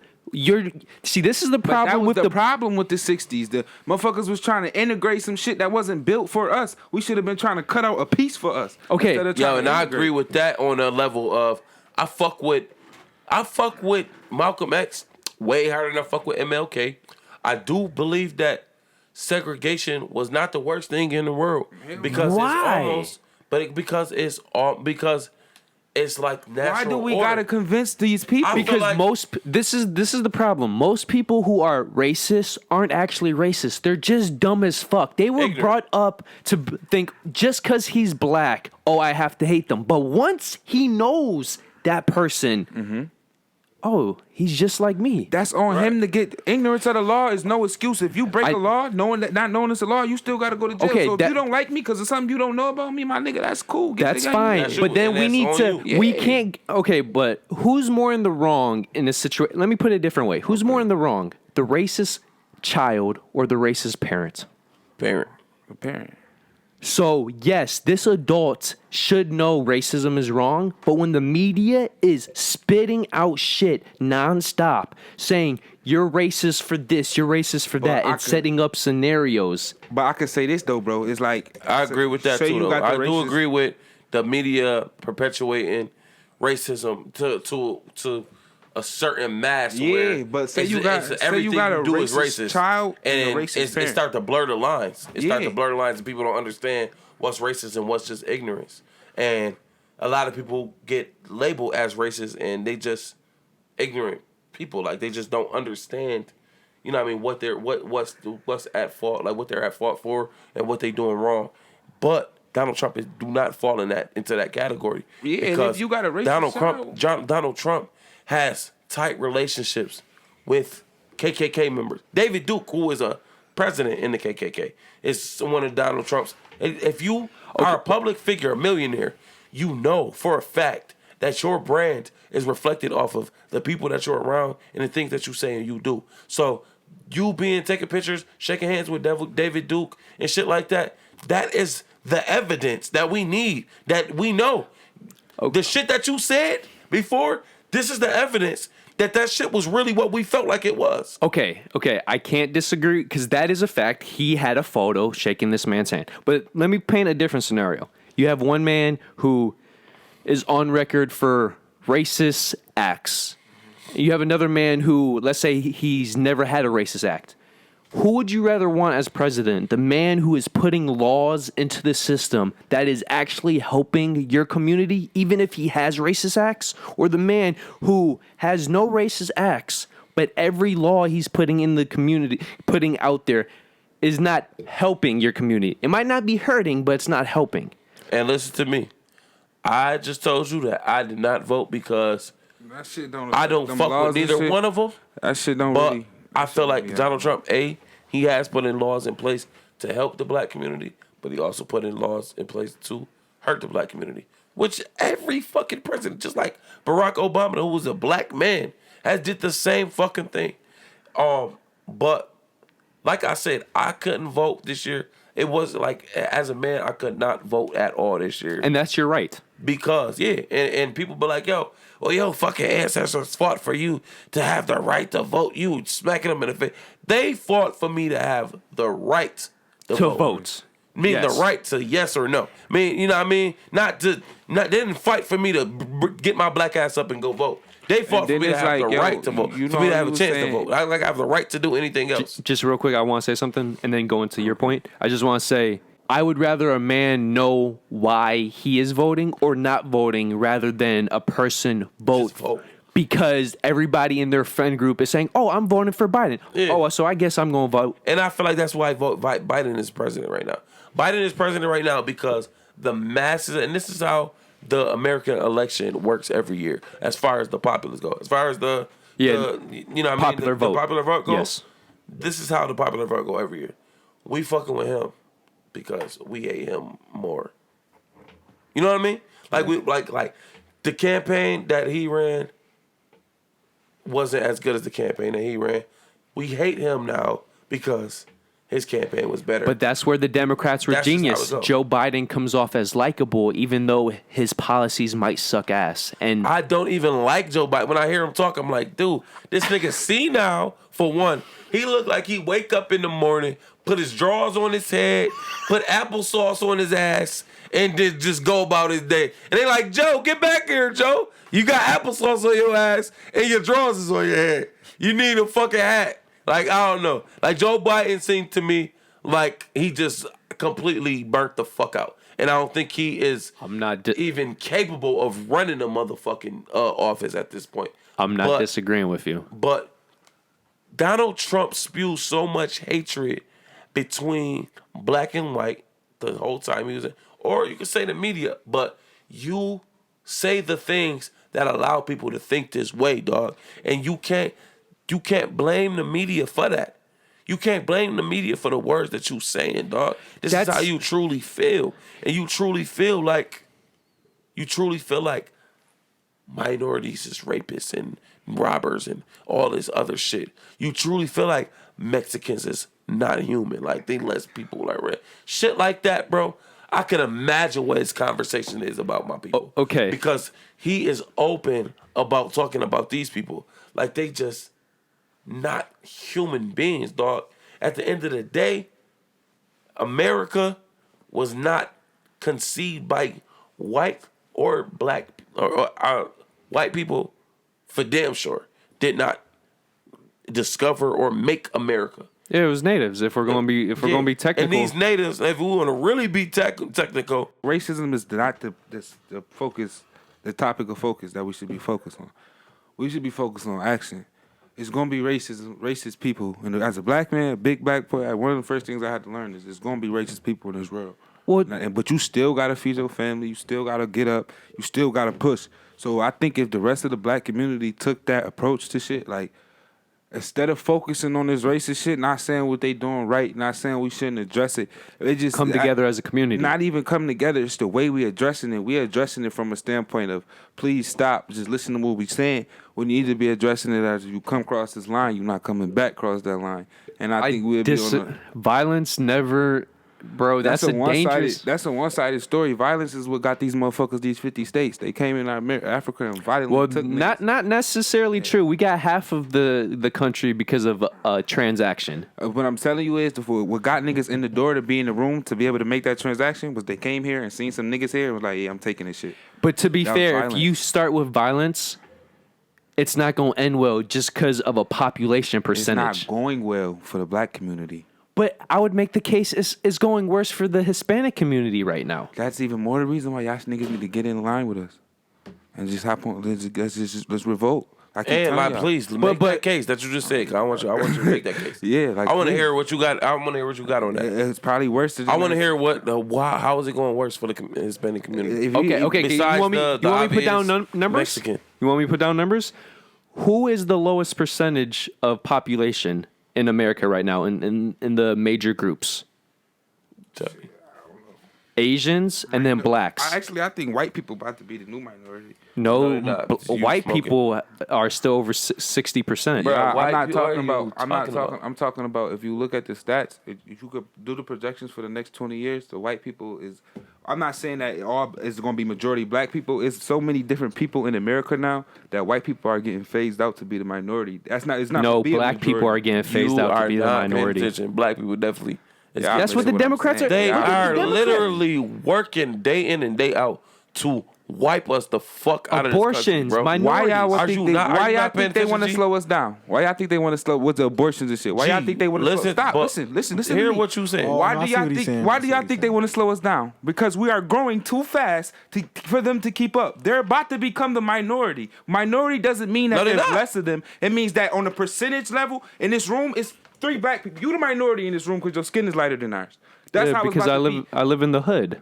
Okay, that's what I'm trying to tell you. In America, it's not going to be all black people. It's going now we the majority. No, it's so many Asians, black, Arabian. Bruh, you think like from the point of a nigga that's in the hood and seeing this. You seeing it. Yeah, you're not thinking lens. About the Midwest. You're not looking at the world, bro. The country that we in, bro. The country we in. If there are our entire states, nigga, why where did you might Donald see Trump just close 30 all the black borders? people in that whole why motherfucking did Donald city? Trump just close all them borders? G. Why? Why he closed it off for all the immigrants, y'all? G, before you get too deep into this, G, I just want you to know, bro. He closed it off for illegals, not 1,000. That nigga closed 21 countries. Probably more. That's because of the pandemic right now. That's why. He did that shit way before the pandemic, Brody. That shit happened last year, bro. He closed whole countries, my nigga. It's a reason behind it. Well, he didn't. As far as to be fair, our relationship, he didn't close Nigeria. And by the way, the most successful immigrant is a Nigerian, and they're black. Wait, the point that I'm trying to make is that white people are fearful of the growth of the other communities, y'all. But to be fair, any group in power that white people are becoming minorities. That's never ever. When I say minorities, y'all, I don't mean they about to be. It ain't gonna be no more white privilege. There's a definition of the word. White There's minority. a definition of the word. I'm not talking about the minority in the sense that they're gonna be the ones getting oppressed. I'm saying the minority as you're talking about numbers. You're incorrect. They about to be out. Okay, no. Pull out their Googles. Like, can we Google it? Can we do I this? just said the number. Google whatever you want to Google, bro. I'm Google. It's far too many more white people than it is any other culture, any other race in this country.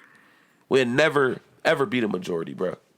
We'll never be the majority. That's what I'm saying. I didn't say black people was gonna be the majority. I keep saying that. I never said black people was gonna be the majority. No minority is gonna be the majority. I said white people is not going to hold the same majority power that they held before. They getting pushed down to be minority. Just look it up when our white people are in projection to become the minority. Do you want to know white? When you talking about hundreds of millions of people, bro, we not even fucking scratching the surface at all. But can I explain to you about the Hispanic thing? Go ahead. Okay, so blacks, roughly, not including mixed people, right? They account for 13.5%. Okay. Hispanics account for 18.5%. In terms of suppression and quote unquote systematic racism. Okay, which is a real thing. I want you to know that. But go ahead. I'm not saying it never existed, but it's still very prevalent. Okay, if that's the case. How many TV shows do you watch that have a Hispanic in the show? Probably most of them. They starting to have black, like, gay people, too. Like they trying to make it seem like we just... For one, Monty, you just... Oh, my God. You just preached the motherfucking gospel. When they want to integrate black people into shit, they make sure they homosexual black people. Every time. They trying to make... They go make sure that the image of black is gay. This is by the New York Times, bro. Bro, that says according to the U.S. Census. No, the U.S. Census doesn't project. The New York Times is projecting by how the census has gone. The U.S. Census is what they go door to door, and they telling you based off the U.S. Census, in 25 years, non-white Hispanics are going to be the minority. I'm a math major. Trust me. The way it works, they go by how the census have gone off the past 50 years. Over the past 50 years, the white percentage has decreased each 10 years, every decade. So the New York Times is assuming in 25 to 30 years that will be the case. No. Is that what I just said? Like, didn't I just say like you said they're going down every year, right? I just No, said you said by more of an opinion. about to be the minority. But what I'm that's an saying. opinion piece by a racist New York Times. I said in the next 25 years. Like I didn't say that. Y'all hear me say that? But you wrong. What I'm trying to tell you, that's an opinion piece by the New York Times. So it's not a fact. I'm gonna find some facts for you. Hold on. It's not a fact. It's an opinion. It's actually the opposite of a fact. Whatever the fuck the opposite of a fact is exactly what they did a study and the census shows that white decline, now white majority. It's a fucking assumption. This is a but study. It's not true. That is a trend. Listen. The census is not a study? They talking about a trend, bro. They talking about a trend. They talking about the direction that something is going. Ain't that what Directions I'm talking about? can change. Nigga, within 20 to 30 years, the direction can change. I said, y'all, the white people is going to be minorities in 25 years. Them niggas is projected to go down. I didn't say that every other race is going up. Y'all hear me say this? I know what you're trying to say, but for example, you're going off of the trend. What if the trend plateaus? What if the trend goes back opposite way? We can say if it was a trend, all be. But what you telling you about what's y'all talking about? You're going by ifs. I'm telling you what the change. This trend is now trending right now. Today, right now, as I'm speaking to you, the trend is that in 25 years. You know why the trend has been that way? This shit is going to fall. Because for the past 50 years, America has been letting a lot more non-white immigrants come in. Then now I go back to me asking why they closed the borders. Nature boy, and what you tell me? Okay, and my counter reaction is, if that's the case, why is Nigeria, a black country, still open? Because, like I just told you, because they don't give a fuck about race. They care. It's not about black people. It's about the whole principle. Like I'm trying to tell you, you just told me that the white people have been going down since 50 years ago when they started introducing more races into our country, right? Yes. And I'm telling you that the white people are going down because there's more races in our country. So we saying the same thing. Right or wrong? No, because you said that the white people will become a minority, which is a fucking lie, because there are too many white people for them to become a minority. The trend can be that they are trending towards becoming a minority, but we are literally like you too deep in the hole, bro. Yeah. You too deep in the hole for them to ever. The trend can remain that for whatever long it want to be, bro. It just won't get there because as many white or other races are born here, there's still going to be more white people born. It's still going to be, and their number is so high that the more of them that make them, it becomes more of them. And what I'm trying to say, look at the source. I get it. I get what y'all saying. I understand. But my thing is, when you talk about there not being systematic racism, bro, that shit is Nature Boy said that. And shit. I feel like you said that. Correct me if I'm wrong. In 2020, I do not believe there is white systematic racism. What is your race, Nature Boy? I'm technically European. Okay. Now let me say this. Oh, don't do that. You know how many jobs I didn't get because I was the white guy in the room? So how is that not racism? How is that not systematic racism? Jobs you probably did get because you was the white. You know how many times no. Every job I got because you was the white boy in the room. You can't play that because that's a two-way street. I'm about to say I feel like now, please, because we're not about to act like black privilege is over white privilege. Like, we're not about to sit here and pretend like it's like. Bro, but I how many times have you been pulled over in Cheektowaga? What? Man, every time I went to that. No. But what's the number? What's the number? How many times? I only took me one time to go. Let's say 7. I got pulled over at least 7. I can tell you that. 4 times. You hear me, 7 or 8. I will never pull over for Cheektowaga police again. Okay, I've been pulled over by Buffalo 3 times. All right, let me see. I've been pulled over in Cheektowaga, the supposedly racist town, 6 times. Mm-hmm. I've been pulled over in Buffalo once. The only time I was pulled over in Buffalo because I was driving my Ma's stick car for the first time, and I kept stalling out. So using your logic. Buffalo ain't as racist.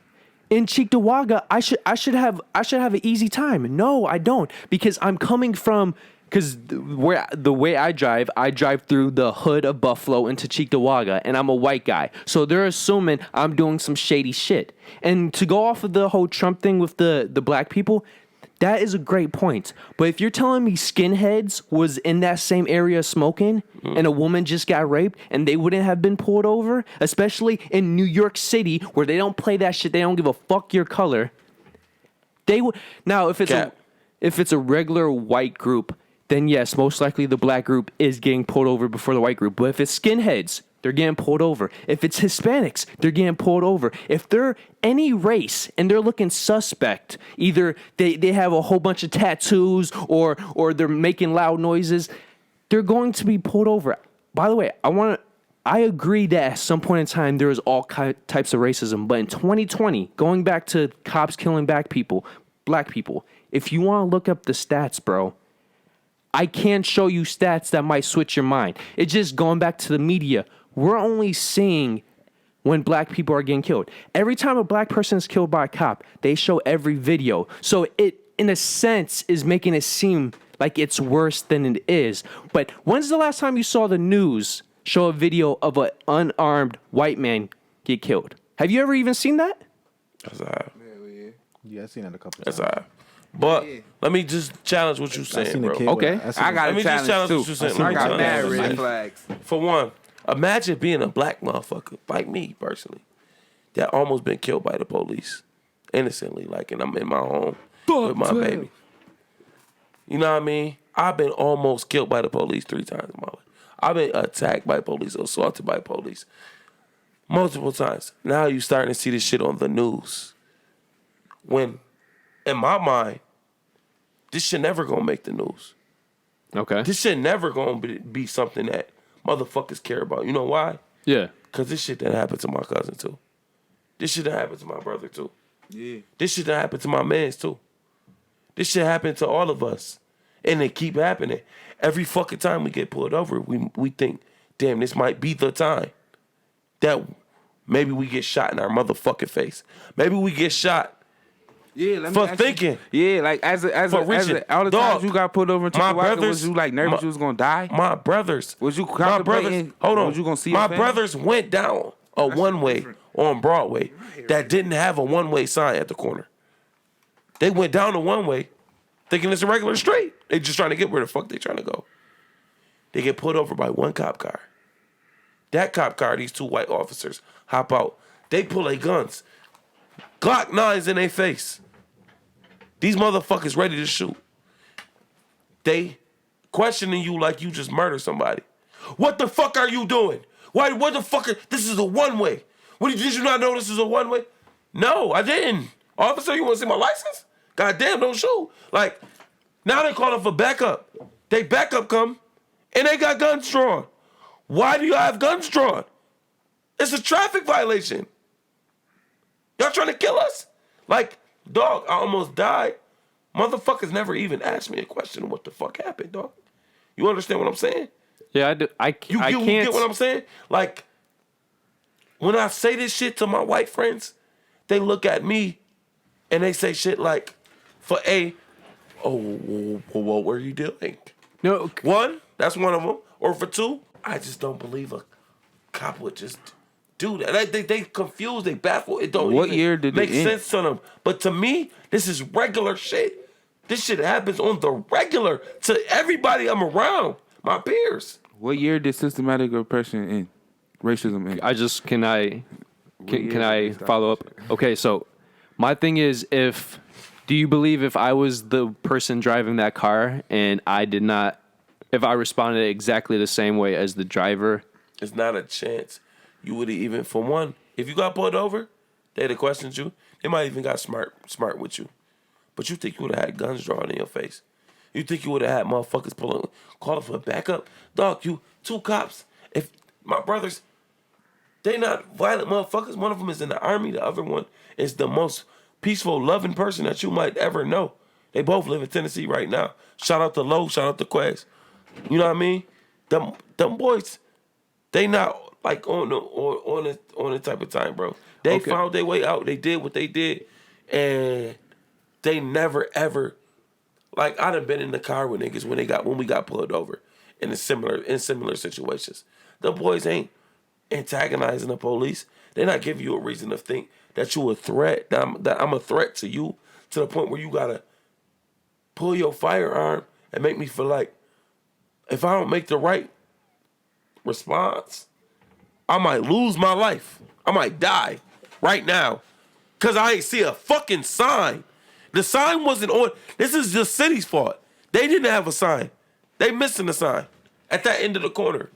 So I turned down this street thinking it's a regular street. I get pulled over. I'm damn near about to die if I make the wrong decision. And y'all seen it on video a million times. If I make the wrong decision, my life will end because y'all didn't put a fucking sign up.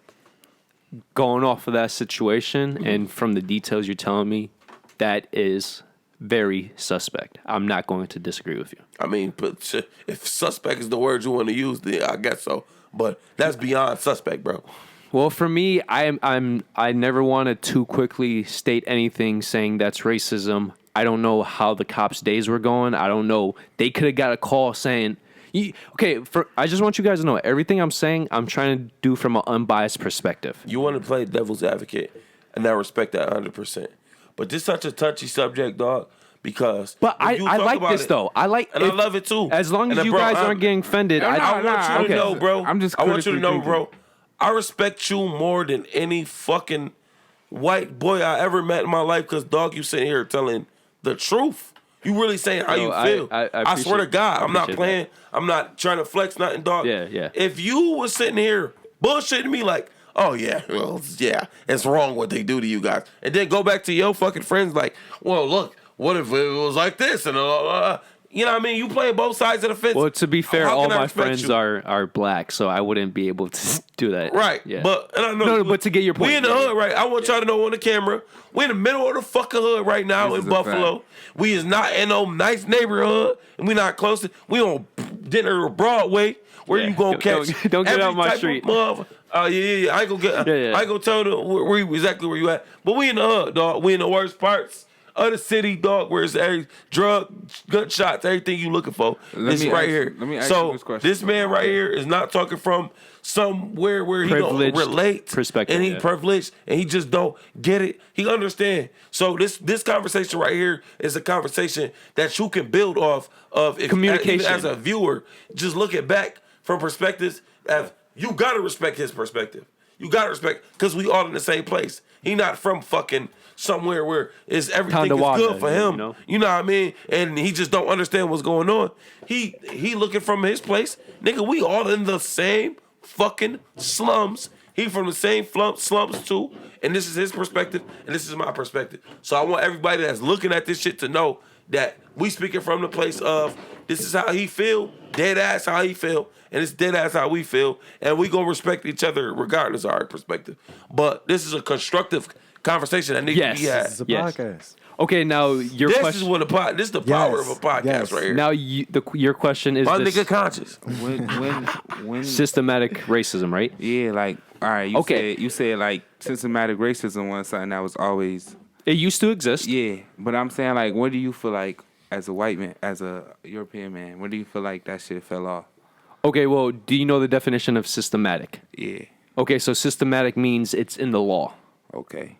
So I believe fully sometime in the 80s, 90s, systematic racism, the true definition, no longer existed. So in 2020, it definitely does not exist. Okay, look. And now if you want to use some facts, I'm going to use what I can talk about, the entertainment industry. Mm-hmm. So roughly right now, it's, depending on the day, 9 to 11% of the entertainment industry, at least on screen. Off screen is a completely different story. I'm not going to lie about that. But on screen, 10% of all actors are what?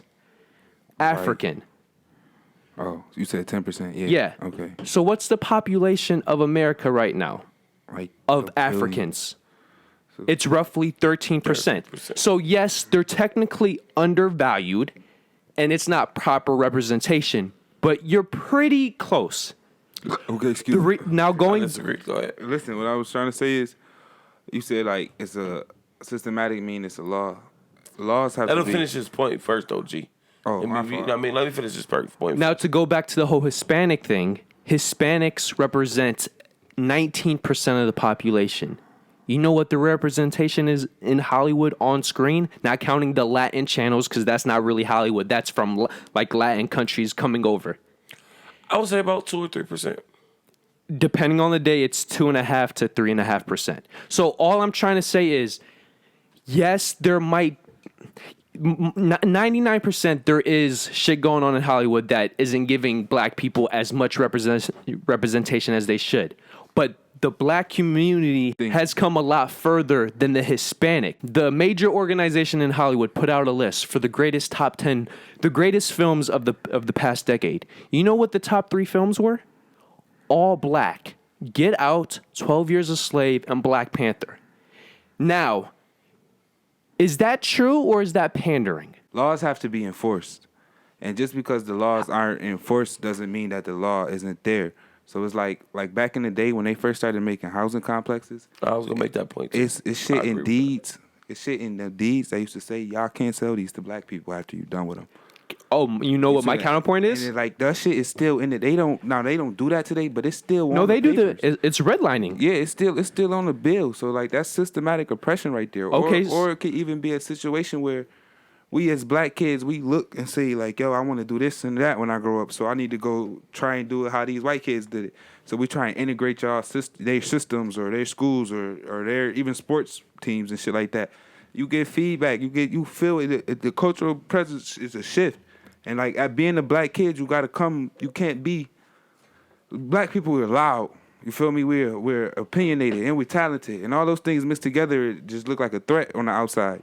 But so, that's a threat to any color, race, ethnicity, and power. Not to black people. Well, I don't see you as a white boy. That's a threat to the minority. It's not a threat to everybody else that's trying to do the same thing. Yeah, like I don't view if I seen it's a threat to the majority. It's not a threat to the minority. Yeah, exactly. Like I wouldn't see y'all as that if y'all was loud and shit like that. But y'all, oftentimes I white disagree. people see us like that. If you flip everything around, so let's say 75% of the population is black and only 13% is white, and the white people are making movements in the culture, you're telling me you guys wouldn't get scared? Scared of what? If you flip everything around, I'm the minority, and white people was making moves. If we was on the opposite end, yes, and we was the ones that in power, and the white people are the ones making the moves culturally. You don't think black people as a group would be fearful of what? I agree that they would. Bro, it doesn't. This is why we would if we enslaved y'all and did some fuck shit to get to where we at, and now y'all moving like y'all finna get back even. Let me say that. Now let me say what I'm saying. I agree that we would feel threatened by y'all, and the reason that for that threat is because we've dominated y'all for 400 years. Yeah, we did some fuck shit to y'all. We know we dominated y'all for 400 years. We dominated y'all. We've kept y'all. We made y'all fucking build this infrastructure that is impenetrable at this point. And then after y'all abolished the largest, most dominant infrastructure in all of humankind right now. Human history. I would even make the case. Yeah, I would make the case of history. Well, UK this is would a dynasty. Yeah, this is a dynasty. UK, they doing their shit too. But let's not front. America is the powerhouse of the world because everything revolves around America. Yes. Everything. And you can go any point in the world. Everything revolves around America. And what built America was systematic racism. No matter how you spin it, that is when you go and you capture 6 million people of one race and you rape them, you rape their women, then you rape their men in front of their women to establish your dominance, and you rape their children in front of their mother and fathers to establish your dominance. That is systematic fucking racism in psychological sense, in a physical sense, in every sense of the word. That can't go away in 400 years. It can't go away in 500 years. It don't go away in 1,000 years because that is setting the foundation of how you operate, especially when you're talking about this is the way that you established your country. This is the point in time when you established the Americas. When y'all was 13 colonies, this is what was going on. To turn it into 50 states. The difference between 13 colonies and 50 states is what we are now and what we were in 1776. And that's not like that can never be. It's being overlooked and brushed to the side because people just want to move on. People just want to get on to, why can't we all just be equal? Nigga, you don't think we've been thinking that for 400 years? For 4 centuries? Man. You don't think we've been thinking, why can't we just live? Because we came from where we was at in the wars, in the fucking treachery, and the violence, everything. It came behind land and territory, and it was I within know. our shit. It was domestic. But just now, to be when you become international and it become one race dominating another, and it become now, motherfucking, you can't get these type of jobs when it come to news anchors. We don't want it's this level of news anchors. Well, which news anchor, which black person can't get a news anchor job? How many Fox News anchors is black? Okay. How many CNN news anchors? Don Lemon? Don Lemon, shit. I would like to hear more than Don Lemon because that was the name I was going to use as this is the nigga. This is the one. Don Lemon, we all know Don Lemon. No, he's a Uncle Sam. You want to talk about Uncle Sam's? Uncle Tom. Yeah, Uncle Tom. I fucked that up. But Don Lemon played both sides. And we're not even going to go on that. Because what I'm saying, that's my point exactly. The fact that I even know who the fuck Don Lemon is, it should just be so many white people and so many black people with this equal opportunity that I don't know who the fuck who is. Because all of them got the same goddamn job. Why? But I know who Don Lemon is because he the black anchor on CNN. That's why I know who Don Lemon is. Okay. Why do you think that CNN is the less racist outlet. Why you think racism is something that could just go away? Like, why do you feel like that? Well, first off, my like, because you never tell me the year that shit oppressed. Like, it just stopped.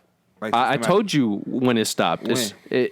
You said in the 90s and 80s? Yeah. When every law after the 60s, when every law that systematically made it illegal to separate individuals by race, that's technically when systematic racism stopped.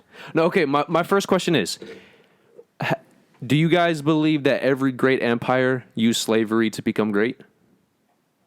I believe that a lot of great empires use slavery to become great. Yes, I haven't. Okay, so not everyone, but go ahead. To say that. Well, I would say everyone. So technically, every great empire is racist, then, right? It depends on what they base their slavery on. And if we want to date all the way back to BC years when the Egyptians was on top, then yeah, I agree that the Egyptians was racist because they used Jews as slaves.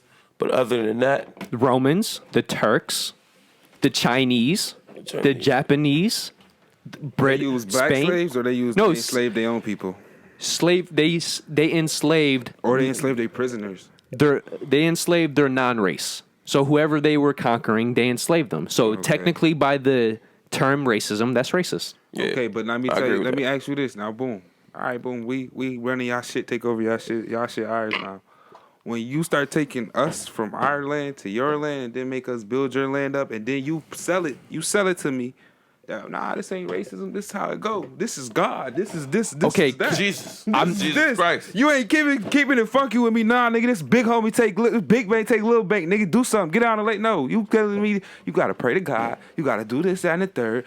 This is the law now. Think about the white people. They had boomsticks, as they called them. Can I give you guys a metaphor? Guns.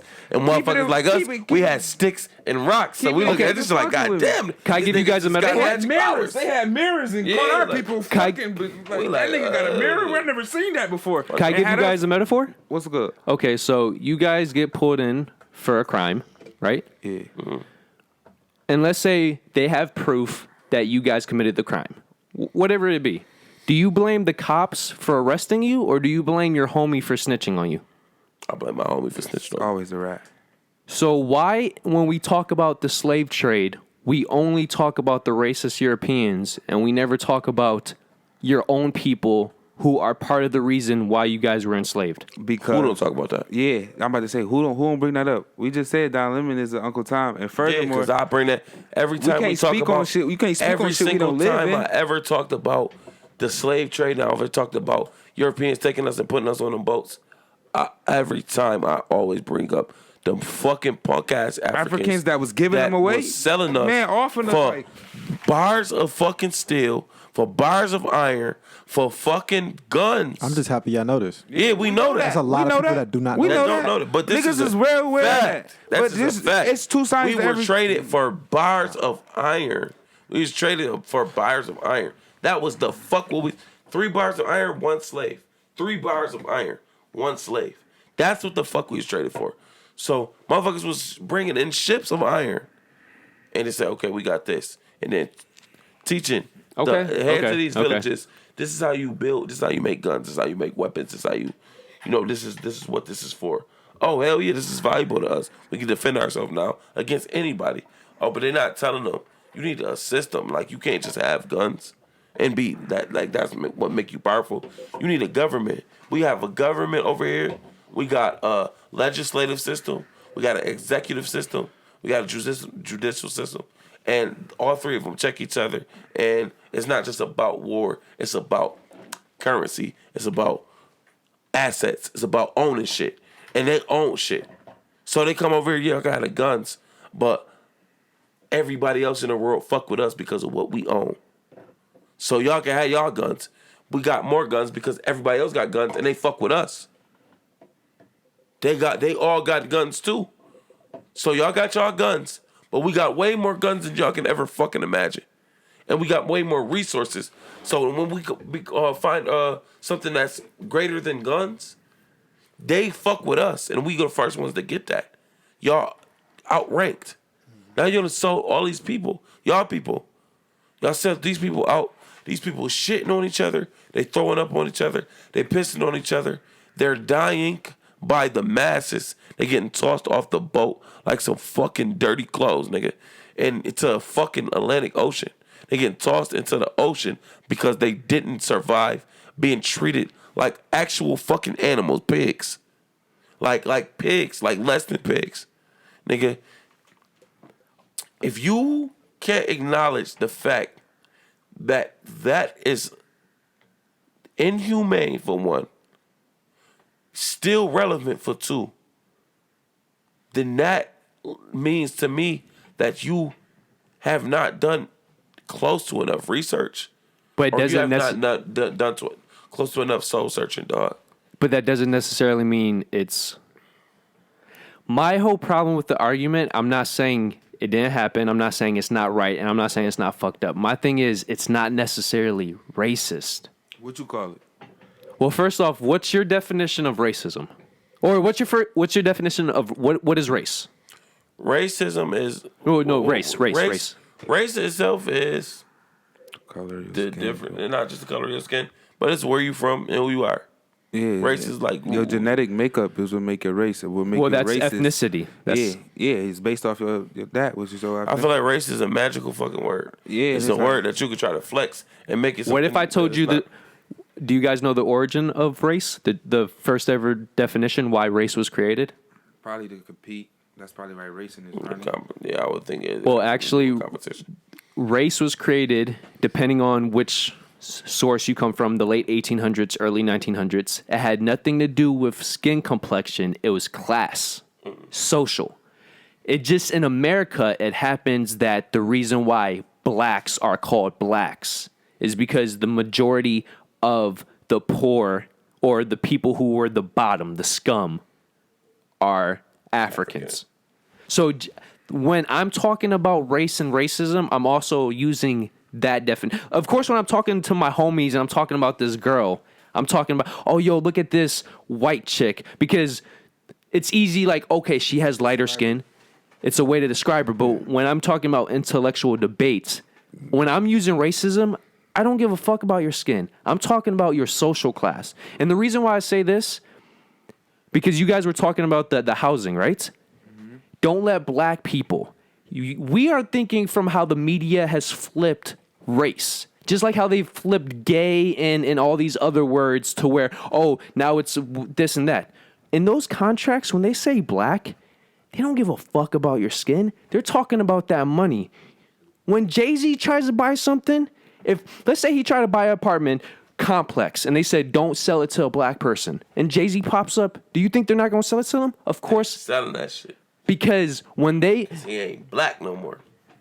Exactly. So when I express to people, not describing my physical attributes, I consider myself black. I'm more black than a lot of actual African Americans now.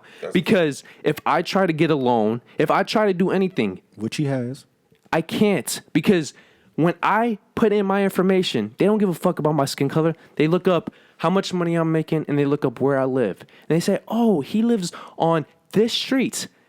That's a red district street. Fuck him. Money. And just as proof, by the way, I wouldn't be saying this. I would be saying this even if I was unbiased. Experience. But I'm using my experience to further prove this.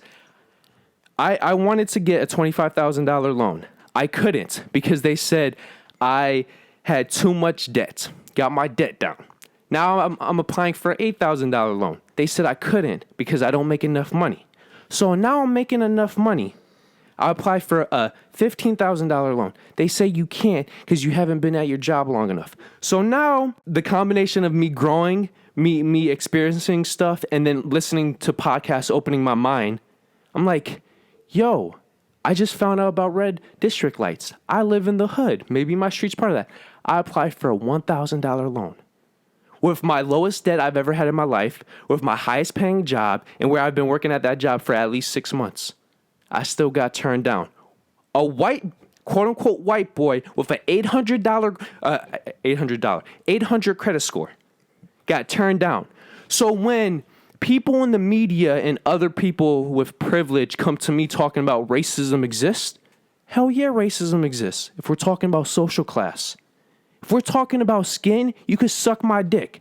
Because you're privileged, and by the way, a lot of these people telling me this shit are minorities, are Japanese, Koreans, the few Hispanics, black people. Jamel Hill. She is preaching if Donald Trump wins, it's on white people. America's racist.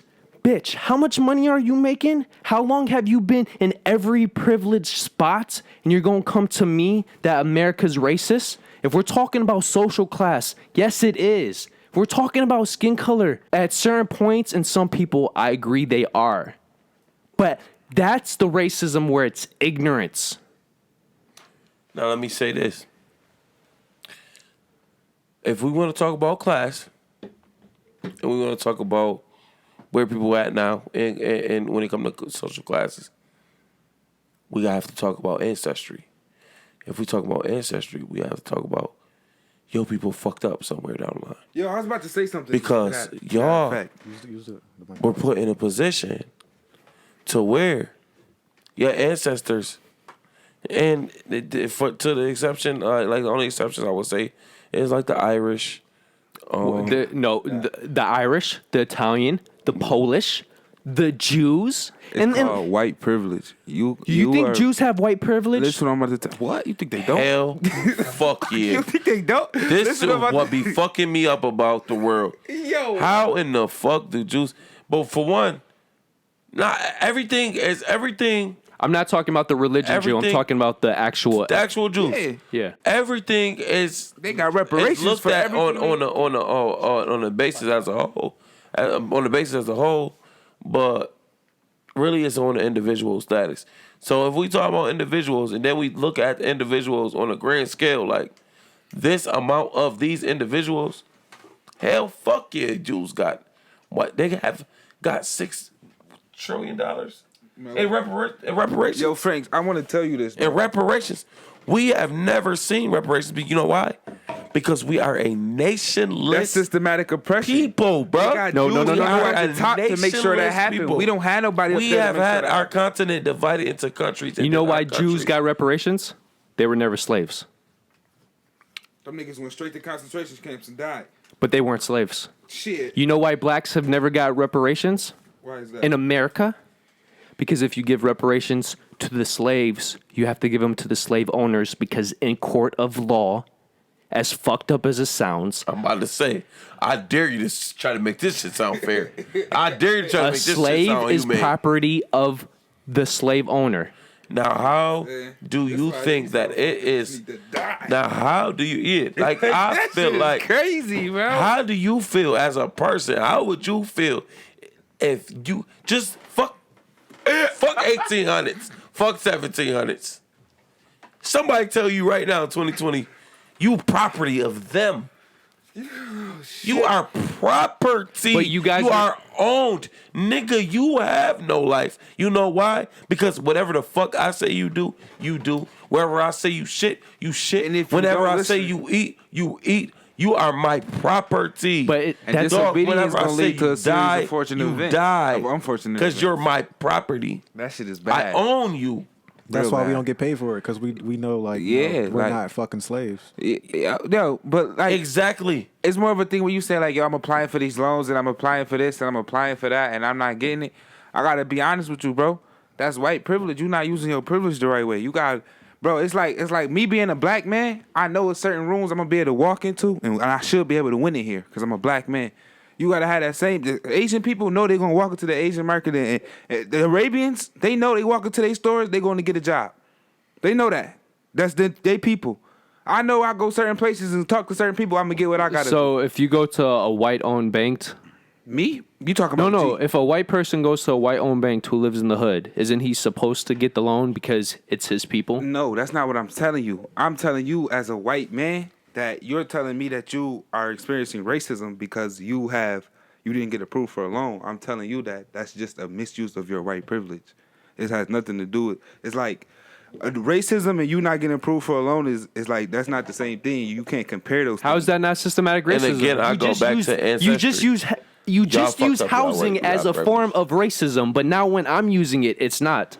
Because you saying that because I didn't get approved for a loan, that means that they being systematically I'm being oppressed. I'm telling you, when they at the base of these projects, they told them not to sell to black people. And whether you think black people is a social class or a race thing, that can be tossed up. But the reality of the situation is when they had them fucking water fountains that said white and black, they wasn't talking about race. They was talking about skin tone. When that contract, they was talking about race. You could take. Because I bet you, if you was broke poor or whatever, if you took your black ass to that white fountain, like you was gonna end up on a tree. But that's like not true. You broke like I'm broke. Don't 60 years ago, you broke like I'm broke. We go to the same school, but when we get to these water fountains, I'm not. You still gonna be able to go to that white water fountain, sir. And that's not true. That's a Fendi. How do you believe that's not true? It might not be Canisius true College. Because what do you friends and they don't want you at their water fountain. They feel like you a traitor. Okay, Canisius College. It's a religious school. It's a white school. Oh, I should fit in, right? My family's Catholic. It's an all white school. I was valedictorian. I went to a Buffalo school. Oh, I should get a free ride, right? So in my interview, why was it that half my interview was proving I'm a white boy who lives in the hood?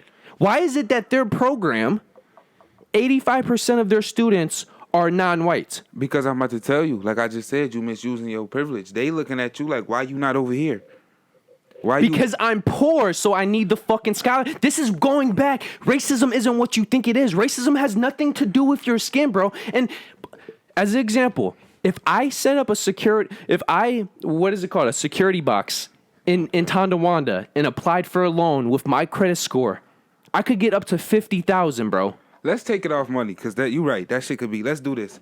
You got kids? No, I don't got kids. I just had a son, right? Now, I'm sitting there, me and my baby mom, we talk often about our kids and shit that we got to talk to them about. When you have your kid, are you going to have to explain to him? About the cops? It's not even about the cops. It's about as you being a black man, your father was a big boy. He had size 15 shoes. Your mom was aggressive. You're going to come off. You're going to have times where you feel angry. You're not going to be able to react on them angry times because of how your skin tone and how your makeup. And even with the cops, you are a black child. The cops could be dead the fuck wrong. You're not going to be able to. You got to really sit there and explain that. And then as a parent, you got to think, my kids could run into one of these fuckboy ass cops. And him being my son, that shit might not go the right way. And me being a black person is 10. I'm not saying that white people don't run into cops, that's fuckboys. I'm not saying that. But I'm telling you, it's higher for for a black person to go through some shit like that, and it's even more difficult for us to have to explain it to the next generation. You really got to break down to a child that don't know. They don't see that type of shit. You really trying to explain to them like, yo, this shit gonna really go like this, or this really gonna go like that. And my son not even of that age yet. But it's a conversation you got to have as a Caucasian person. I don't think they conversation probably go like if you see a black person be nervous. You see what I'm saying? If you see somebody with their pants sagging, or that's another thing. I'm gonna give you another example. When Caucasian people decide to bite from our culture or step into our culture, they don't get all of the negative flack that come along with it. Everybody got their freedom of speech or whatever the fuck y'all want. But at the end of the day, you talking about being offensive or I heard black people say it. So. Yeah, when white people say nigga, it offend me, and when white people say wigger, it offend me. So I don't know who invented the fucking word. Yeah, that shit. I just know the intent of the word. When I hear it, I hear a white person call another white person, yeah, he's a fucking wigger.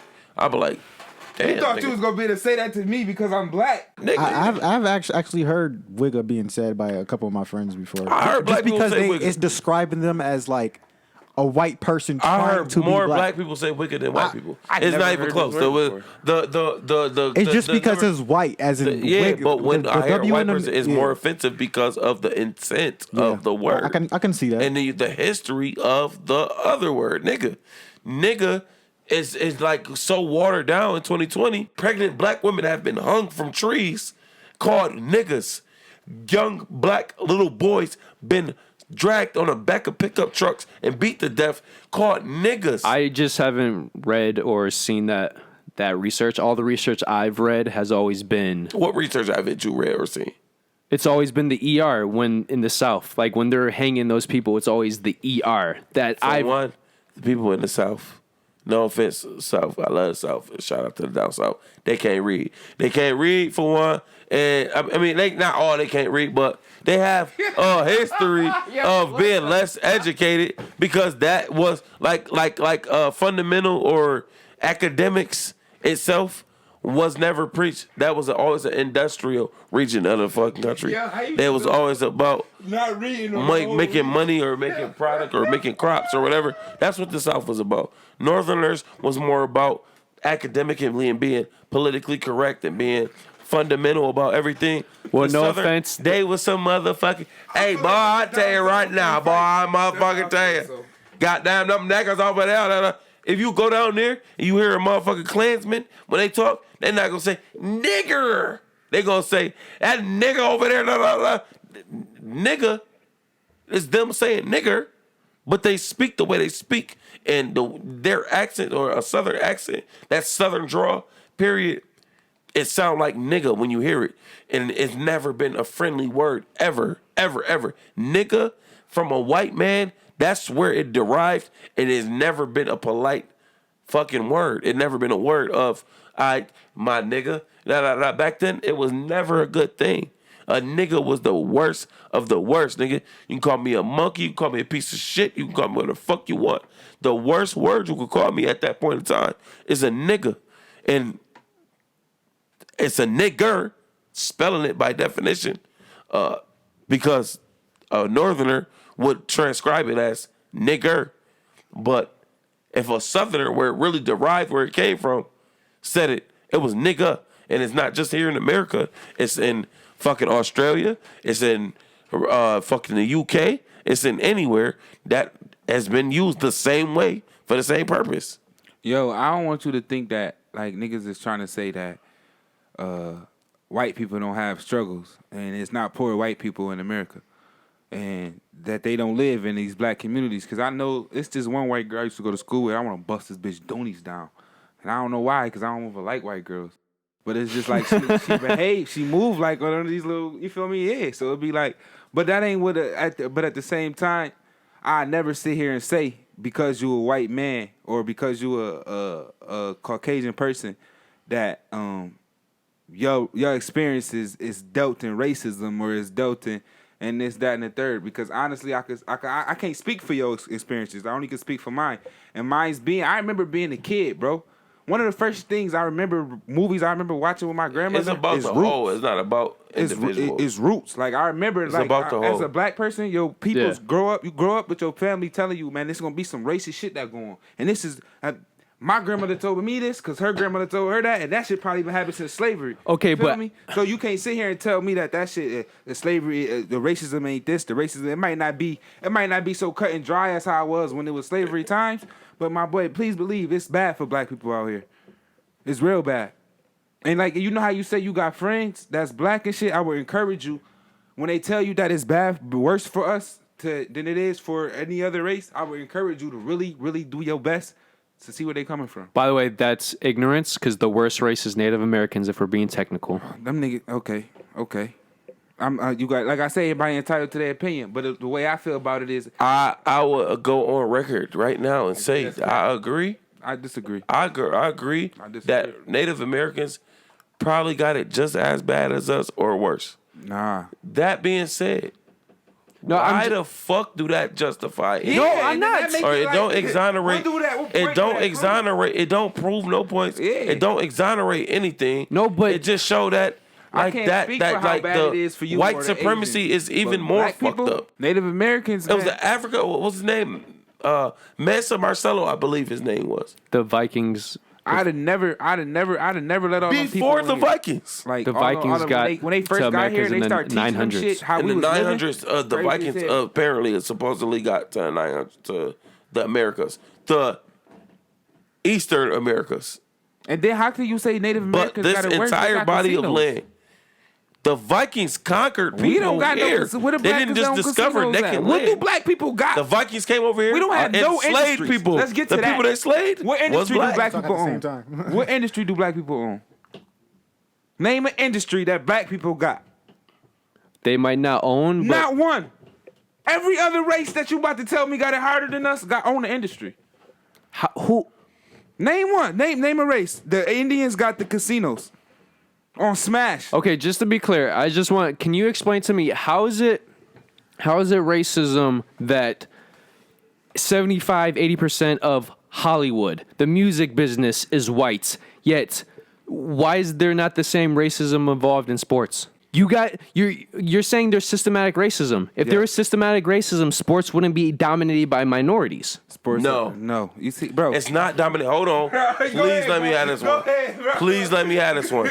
How is sports dominated by minorities when there is a less than 1%? I'm not talking about black ownership. Less than 1%. I was just about to say there's less than 1% of black owners. So how is sports? Because and when you look at that industry, you look at the athletes who are at the bottom of the industry itself. Oh, man. The athletes, the only thing that's lower than the athletes is the fucking people that pay the fans. The fans. That's the only thing in the sports world that's lower than the athletes themselves. The athletes get these contracts, and people be like, oh, man, that nigga make a lot of money. That nigga don't make shit compared to the motherfucker that's at the top that's bringing in hundreds of billions of dollars off of merchandise, advertising, Adrian Peterson, fucking every form of making money. The billionaire owners who are white are the ones that is the main beneficiaries. These deals that y'all seeing niggas get that sound astronomical to us in poverty, they not even scratching the fucking surface of what the billionaires owners is. That's the domination. They send us through the NCAA camp, right? So we come from the private areas. I go to Alabama. Now I'm the best running back in the country. Now Alabama got this $20 million facility, but I can't make a dime off my name and my likeness. Then I go to the NFL where I'm gonna make chump change. They're gonna pay me $50 million. If he paying me $50 million and there's 52 other niggas on this team and he still gotta eat and feed the facility, how much money they think they making off me, bro? And you telling me that we? I'm gonna tell you how much money they making. They making, and we dominate. They making at the very least $950 million a year. just off the fact that they exist. And we dominate these things. Just off the fact that they exist and they inside of this industry. We're glorified workers, nature boy. We glorify workers in every industry, even in rap industries. Our masters, me and Mello as rappers right now, our masters don't mean shit till one of these white people decide that this shit is worth some shit and we start doing numbers. Once you start doing them numbers, that's what make you a boss, bro. All these people in these Hollywood and all this shit is that make it up that black people was progressing. Bro, we still in the same spot. Niggas is workers, my boy. Niggas is straight. Even Barack Obama was the president. That nigga was a worker. He couldn't do everything. But how does this prove systematic racism? That's my point. Because I'm trying to tell you that from the beginning, the way that it started was with systematic racism. You can't build a house. You said systematic racism still exists. It do. Can I ask a question? Yeah. Does white supremacy exist? Right now, 2020? Yeah. And ever just exist? Period. It did exist, yes. I went on record saying that before. I said it previously. Okay, first off... So you don't believe it exists anymore? You just believe it existed once upon a time? In the definition of white supremacy, no, it does not exist. Can I speak some facts? I would like for you to give me the definition of white supremacy before you act. Before you go further with any facts, I would like for you to give me your definition of white supremacy. Please, sir. Nature boy. He go off like the book. Like if he like you about to pull out the dictionary on it.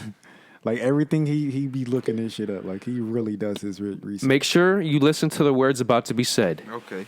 White supremacy is the belief that white people constitute a superior race and should therefore dominate society, typically to the exclusion or the detriment of other races, ethnic groups, in particular blacks, Jews, etc. No. That's like me telling white people that white privilege ain't real. Like they you right, y'all don't really got no white privilege. I'd be wrong to say that for two reasons. One, because I don't live the white life.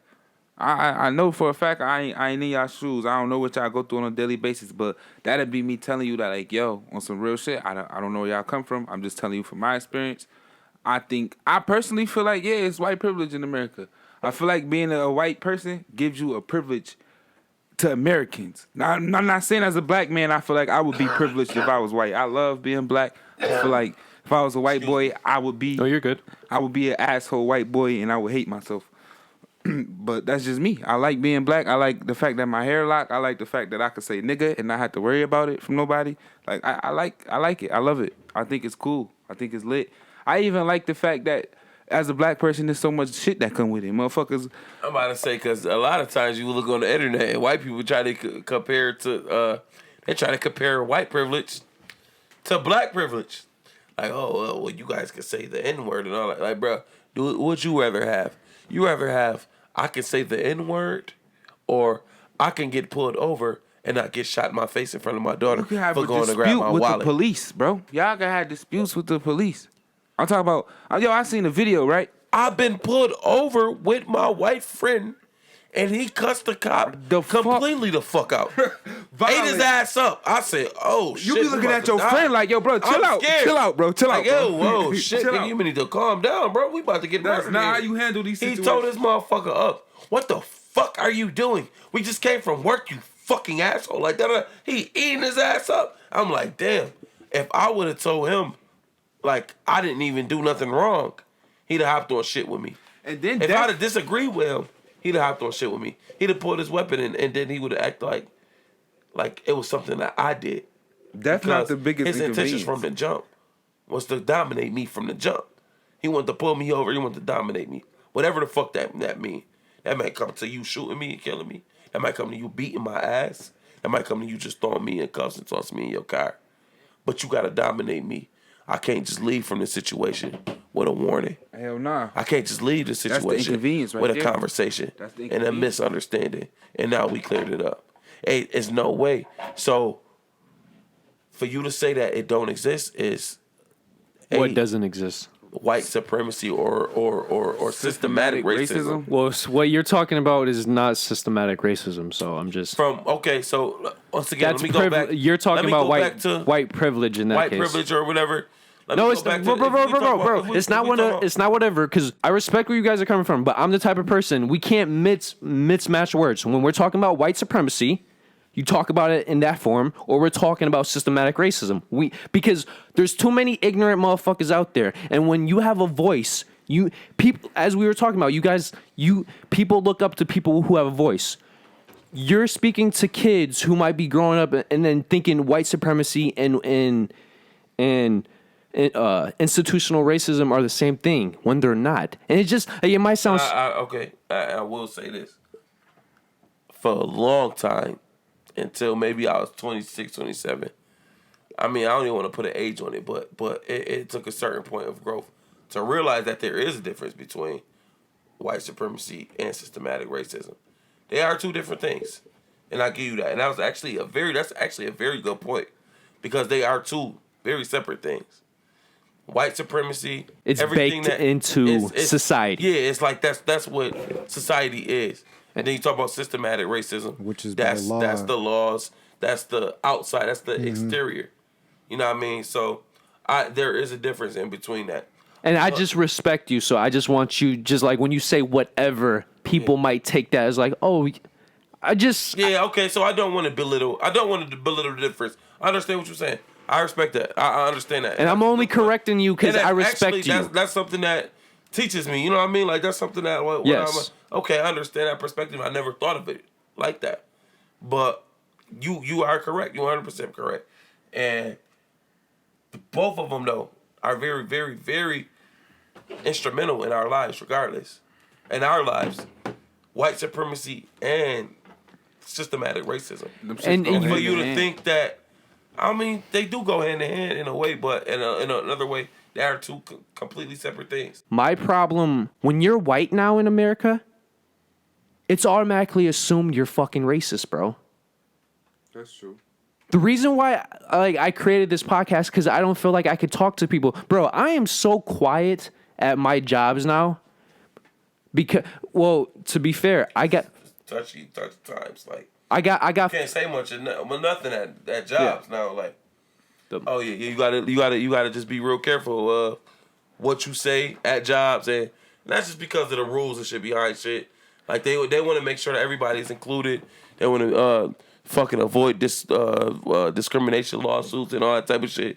So that's the reason that you can't really you feel uncomfortable at your jobs, because you might just be keeping it real and just keeping it like this. How the fuck I feel.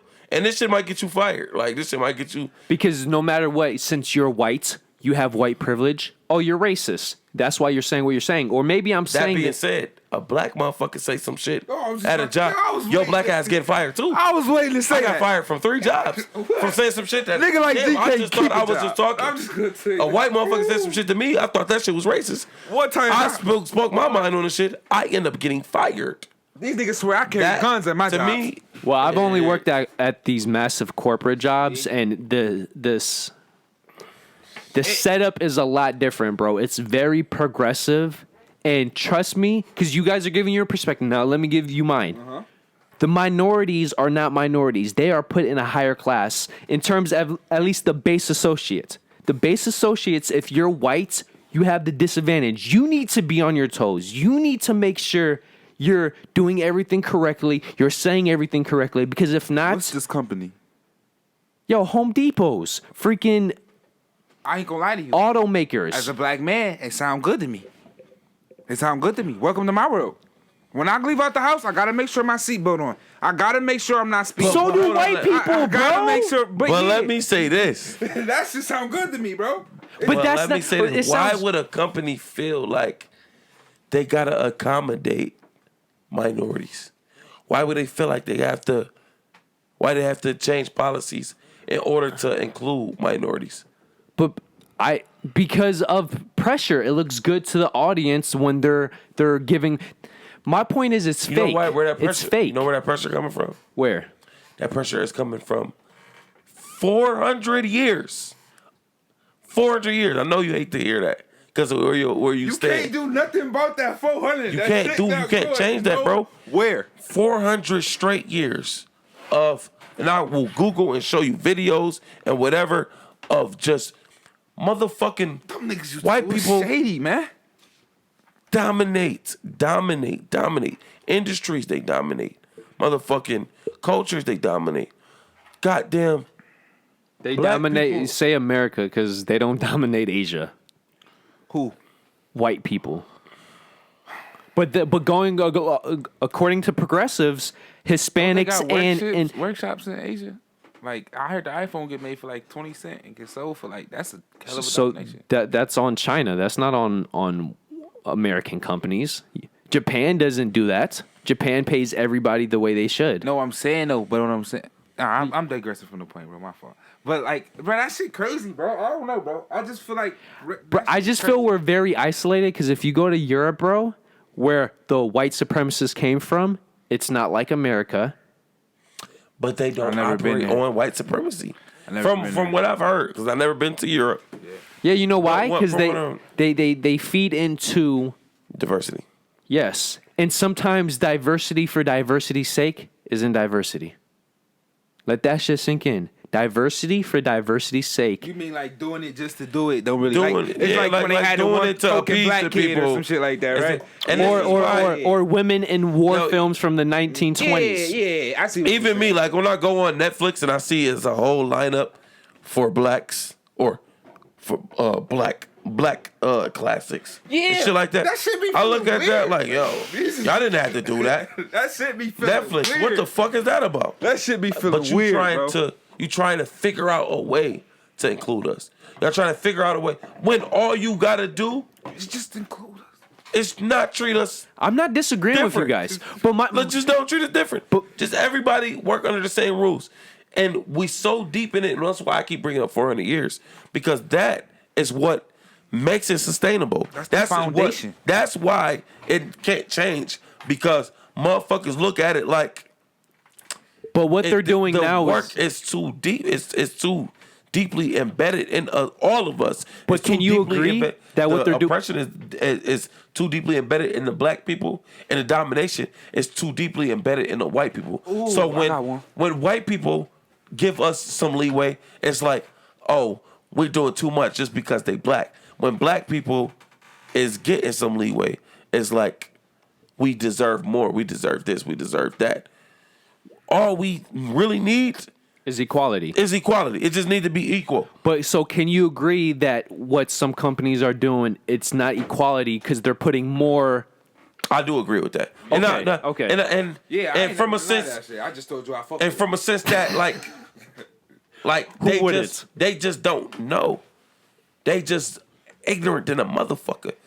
Do you think it's that, or do you think they know exactly what they're doing? I think they don't. I feel like y'all both. I feel like they so out of touch with humanism, with being a human. You know why? Because it's corporations. They don't care about humanism. They don't give a fuck. They care about white or black or anything. But that's going back to it. The reason why they're pandering, because they don't care about the humans. They care about the money. The dollar. When you pander, right, it brings in the money. But that don't mean that it don't exist. That don't mean that the systematic racism don't exist. That don't mean that the white supremacy don't exist. It just mean that was their means to an end. That just mean like that was their form. Their form of control comes from the fact that y'all are the minority. Are the majority. So yes, I want the majority to feel like they are in control. They are supreme. They are the system itself is set up for them to strive. But at the end of the day, as long as they just to be clear, can build art, what the fuck we try to do? I agree. If you're gonna make the case for anything, I will more so go into white supremacy. I will never side with you guys about systematic racism as of now. But I don't see how though. Think about weed, bro.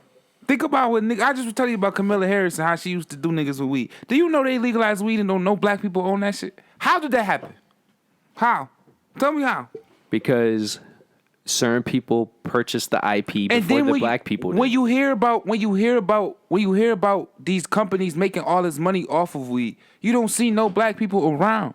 Well, that's not necessarily true. There's a couple rappers that have. Yeah, I was about to tell you, when them rappers get it, they tell you how hard it was for them to get their They might got a strand from a company, but they don't have a weed company. But for they me, might got a farm, but they don't have. I always wonder too, like, damn, It's mad rappers that I know was selling weed before they became rappers. No was doing this shit. So why the fuck they don't have their own shit? Because once again, it comes down to law. Because that's laws. No. Not laws in terms of race. Laws in terms of people know how to game the system, and they put in IP. When you own the IP of names, I didn't know. I was just about to say that. Who grandfather taught them the game when they was bootlegging the liquor too? They did the same shit. What schools taught them? What systems taught them? It's this shit all come down from the original system. Everything is systematic. It's not just the law. It's the school system. It's the school system. If anything, don't they teach you nothing about money. Well, I was going to say, if you poor and you black, they don't. Or if you poor and you white, they don't. Or if you poor, period, they don't. They don't teach you shit about money because being poor is more important than you being rich to them. Why would we teach you about money? If I'm rich, why would I teach you how to get rich? Why? Exactly. This is why I'm saying it's not racism. We're not completely disagreeing. I know this. Never been completely disagreeing. Oh, I know. It's like this. It's like we juggling. We really like this word game. Really. Yeah, we trying to figure out like how to agree. Common medium. Without disagreeing. You know what I mean? And really, I'm just trying to understand where you're coming from because because when you completely dispel and you completely say your that statements on surface sound crazy, bro. But that's only because I'm using your shit like, oh man, he all the way off. But then when you start to break it down, like, damn, we kind of like, and that's what they say black too, though, because that's how niggas is. Niggas just stay the first man. Shut the fuck up, bitch. It's like it don't really mean shut the fuck up. But really, he don't want you to shut the fuck up. He just wants you to leave me the fuck alone. Like, yeah, it's like, right. I get what you're trying to say, bro. I feel you. Like, I feel you that you don't believe because you going by definition. But when we talk about definition, we gotta think about where does definition come from. Definition come from words. And what is words? Words is magic. Magic is an illusion. No, words is communication. Words is communication. But words are magic. But at the end of the day, that's why words is so. She's beautiful. That I just magically made her appealing. That's not true. Because if her beautiful is ugly, but if I tell her she a bitch, she feel disrespected. But it's the common ground. The power of magic. Yeah. But where that explanation breaks down, words only work if both parties understand the definition being used for that word. Because if a person grew up, like for example, cunt in Australia is almost used as a positive. So where like if you say I want to, like people will say I want to eat your cunt, and a woman be like, oh yeah. But in America, yeah, cunt. Bitch, I want to eat her cunt. She gonna slay me. Let me lick your cunt, baby. But that's why I'm saying words like when like for something like this, I guess we. Oh, you got a nice little cunt there. Oh, I eat your cunt there. You got some nice cunt. That's actually pretty good British. Cut. It's a nice cut. That's a nice cunt. No more mind eating that cunt for like maybe like an hour. You legit sound British right now. Oh, is that a cunt over there? You smell the cunt? You smell the cunt? You smell the cunt? Yo, man, you just killed me with that shit. I'm just imagining using that shit like and you said a regular word. Use cunt like every day. But to show you, like you now, I'm an Aussie, and I want some cunt, and I want you now. And I want it to be nice. But this is why I'm saying, knowing the definitions of the words we're using, I should have been more vocal. Like when we started down this track, I should have told you my definitions of these words so you guys could know. Not even, bro. But this is a perfect example, though, right? Like for us, we find it funny, but in Australia, they're being dead ass serious. Like, they're like, naughty cunt, what's funny about that? I don't get it. You think it's funny? I don't get it, man. Why do you think I got cunt in my vocabulary? Yo, you look Australian, son. Oi, crikey. I think you think it's funny. Y'all think it's funny that I look cunt. No, I love eating cunt. A little cunt, yeah. Little cunt never hurt nobody. Hey, listen, I get home to me wife, I'm gonna eat some cunt tonight. I can say that. I'm making this a clip. Yeah, for sure. You have to. For crikey's sake, I gotta eat some cunt tonight. Some cunt tonight. So the funny part, every time I hear cunt, you don't want to hear it. Like, it's pretty bad. But now that it says, like, it's not even that tough of a word. It's not. Just Black like people don't use cunt at all. just like they don't use cock and cunt. Cock. Cause I got dick, baby. No, I don't got cock. Cock is like just a afterthought for us. I know. When we say cock, it's literally in a joking sense, just like I say cunt just now. But cock and cunt go together just like Right. dick and pussy. Right. And that's the power of words. Exactly. Cunt. So, like, words is magic to me. Lick my cock. You Words cunt. are magic. I agree. Words are magic. But I just want because you- They have their own power. They make you think, or like emotional wise, you just Exactly. It changes your emotions. A word can control your and emotions. actions. But this And is You the can thing. tell somebody a lie, and then they go with the lie, but he said that about me, huh? Based off of words. Make them Words. You know what I'm saying? But watch the that's- media, bro. Watch how they use certain words. They know what those words mean, They but do. they think we're because they too know how to ignorant. control Yo, magic. did you vote? Yes, I did. Who you vote for? I voted for Trump. Trump. You know something? Yeah, it's funny as this conversation was going. I don't even disagree with you voting for Trump. Because I feel like with Trump, it's like I told y'all, as far as the racist people go, I don't have a problem with a nigga being racist. Bring I that don't shit think over he here and is, I got but- something for you. So it's like, I don't have a problem with Trump being racist because I know he racist. Well, I had to have a problem with Joe Biden because he tries to hide. causes shit. I don't like that about Joe Biden. That shit, that shit that make me bad. not trust you. And this- Then that's when the one shit thing he about do when Trump he that I fuck give up, Trump. he ain't gonna tell you when he fucked up on that bill 20 years ago. Niggas asked him about it. He like, man, it wasn't even like that. We da da da. Instead of just biting the bullet Sugarcoats it. and Yep. being like, yo, man, niggas fuck up. I'm This not my perfect. thing about Trump. Niggas just don't say I'm not perfect. My issues with Trump got nothing to do with racism at yeah, all. mine's neither. Whatsoever. I just feel like he's incompetent. I feel like he just wasn't. Trump do The- too like- much like- gangster shit to be a president. I feel Like, like I feel That's like how I he is more of a businessman. Yes, A that's what he politician. is. He's a and it's not businessman. even But close. that's It's that's not why working we out. needed him. Like you could see him in a room with like a round table talking business, and like, okay, now he should be at the top of that table. But this is 'Cause my this thing. motherfucker right here, he not gonna cut no corners. He don't give I, no I fuck. didn't Get vote at down all. to what the I fuck didn't He don't vote give at no all. fucks. But I didn't vote because we talking about the president of the country. But this is my I gotta thing. put This is my my life thing. in his And hands. neither one of them seemed fit to be a president. That yeah, okay. My thing is, I voted because I for 4 straight years I got this bullshit from the media of narratives that either were made bigger, over exaggerated, or were straight up lies. And to my thing is, I can't do that. And Joe Biden represents that. He represents the typical politician. And say what you will about Trump not being a politician, that's why I voted for him. And this is my perfect example. I would rather work for a owner or have a president who I dislike, but I can respect. I respect him. Or from your perspectives, you can at least know he is going to be himself, no matter the situation. You see what you getting. So if I'm gonna get killed, I'm gonna get killed, and I'm gonna see him coming to kill me. Right. With Joe Biden, I'm not gonna know. Man, he gonna I'm tell not you gonna this. know. And what I Sharron, you compared tell this you it's election to is like you asking me to choose my executioner. Do you want somebody that's gonna slip poison in my drink, or you want a motherfucker that's gonna walk up to me with the axe in his hand and say, "Bruh, I gotta chop your fucking head off"?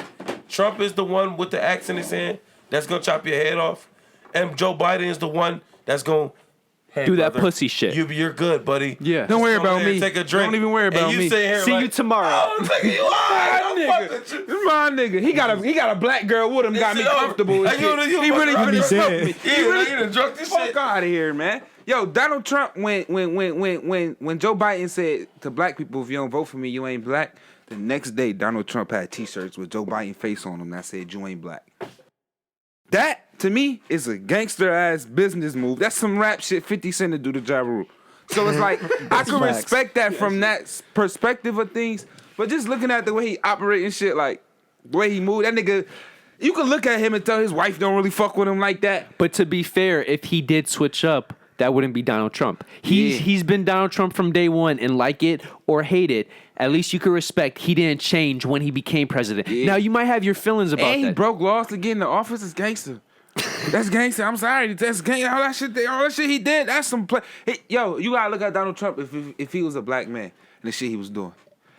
That's how I look. Like, yo, if he was black, this would be some cool ass shit. He do everything I wanted Barack Obama to do, like, but for white people. Like, if he did that shit for us, Like, when he came in office, he overturned every Barack Obama law. I wanted Barack Obama to do that about George Bush. You see what I'm saying? Well, to be fair, let's go back to the systematic racism, though, because I'm about to show you why Barack couldn't do it. Because Barack not black. Barack not white.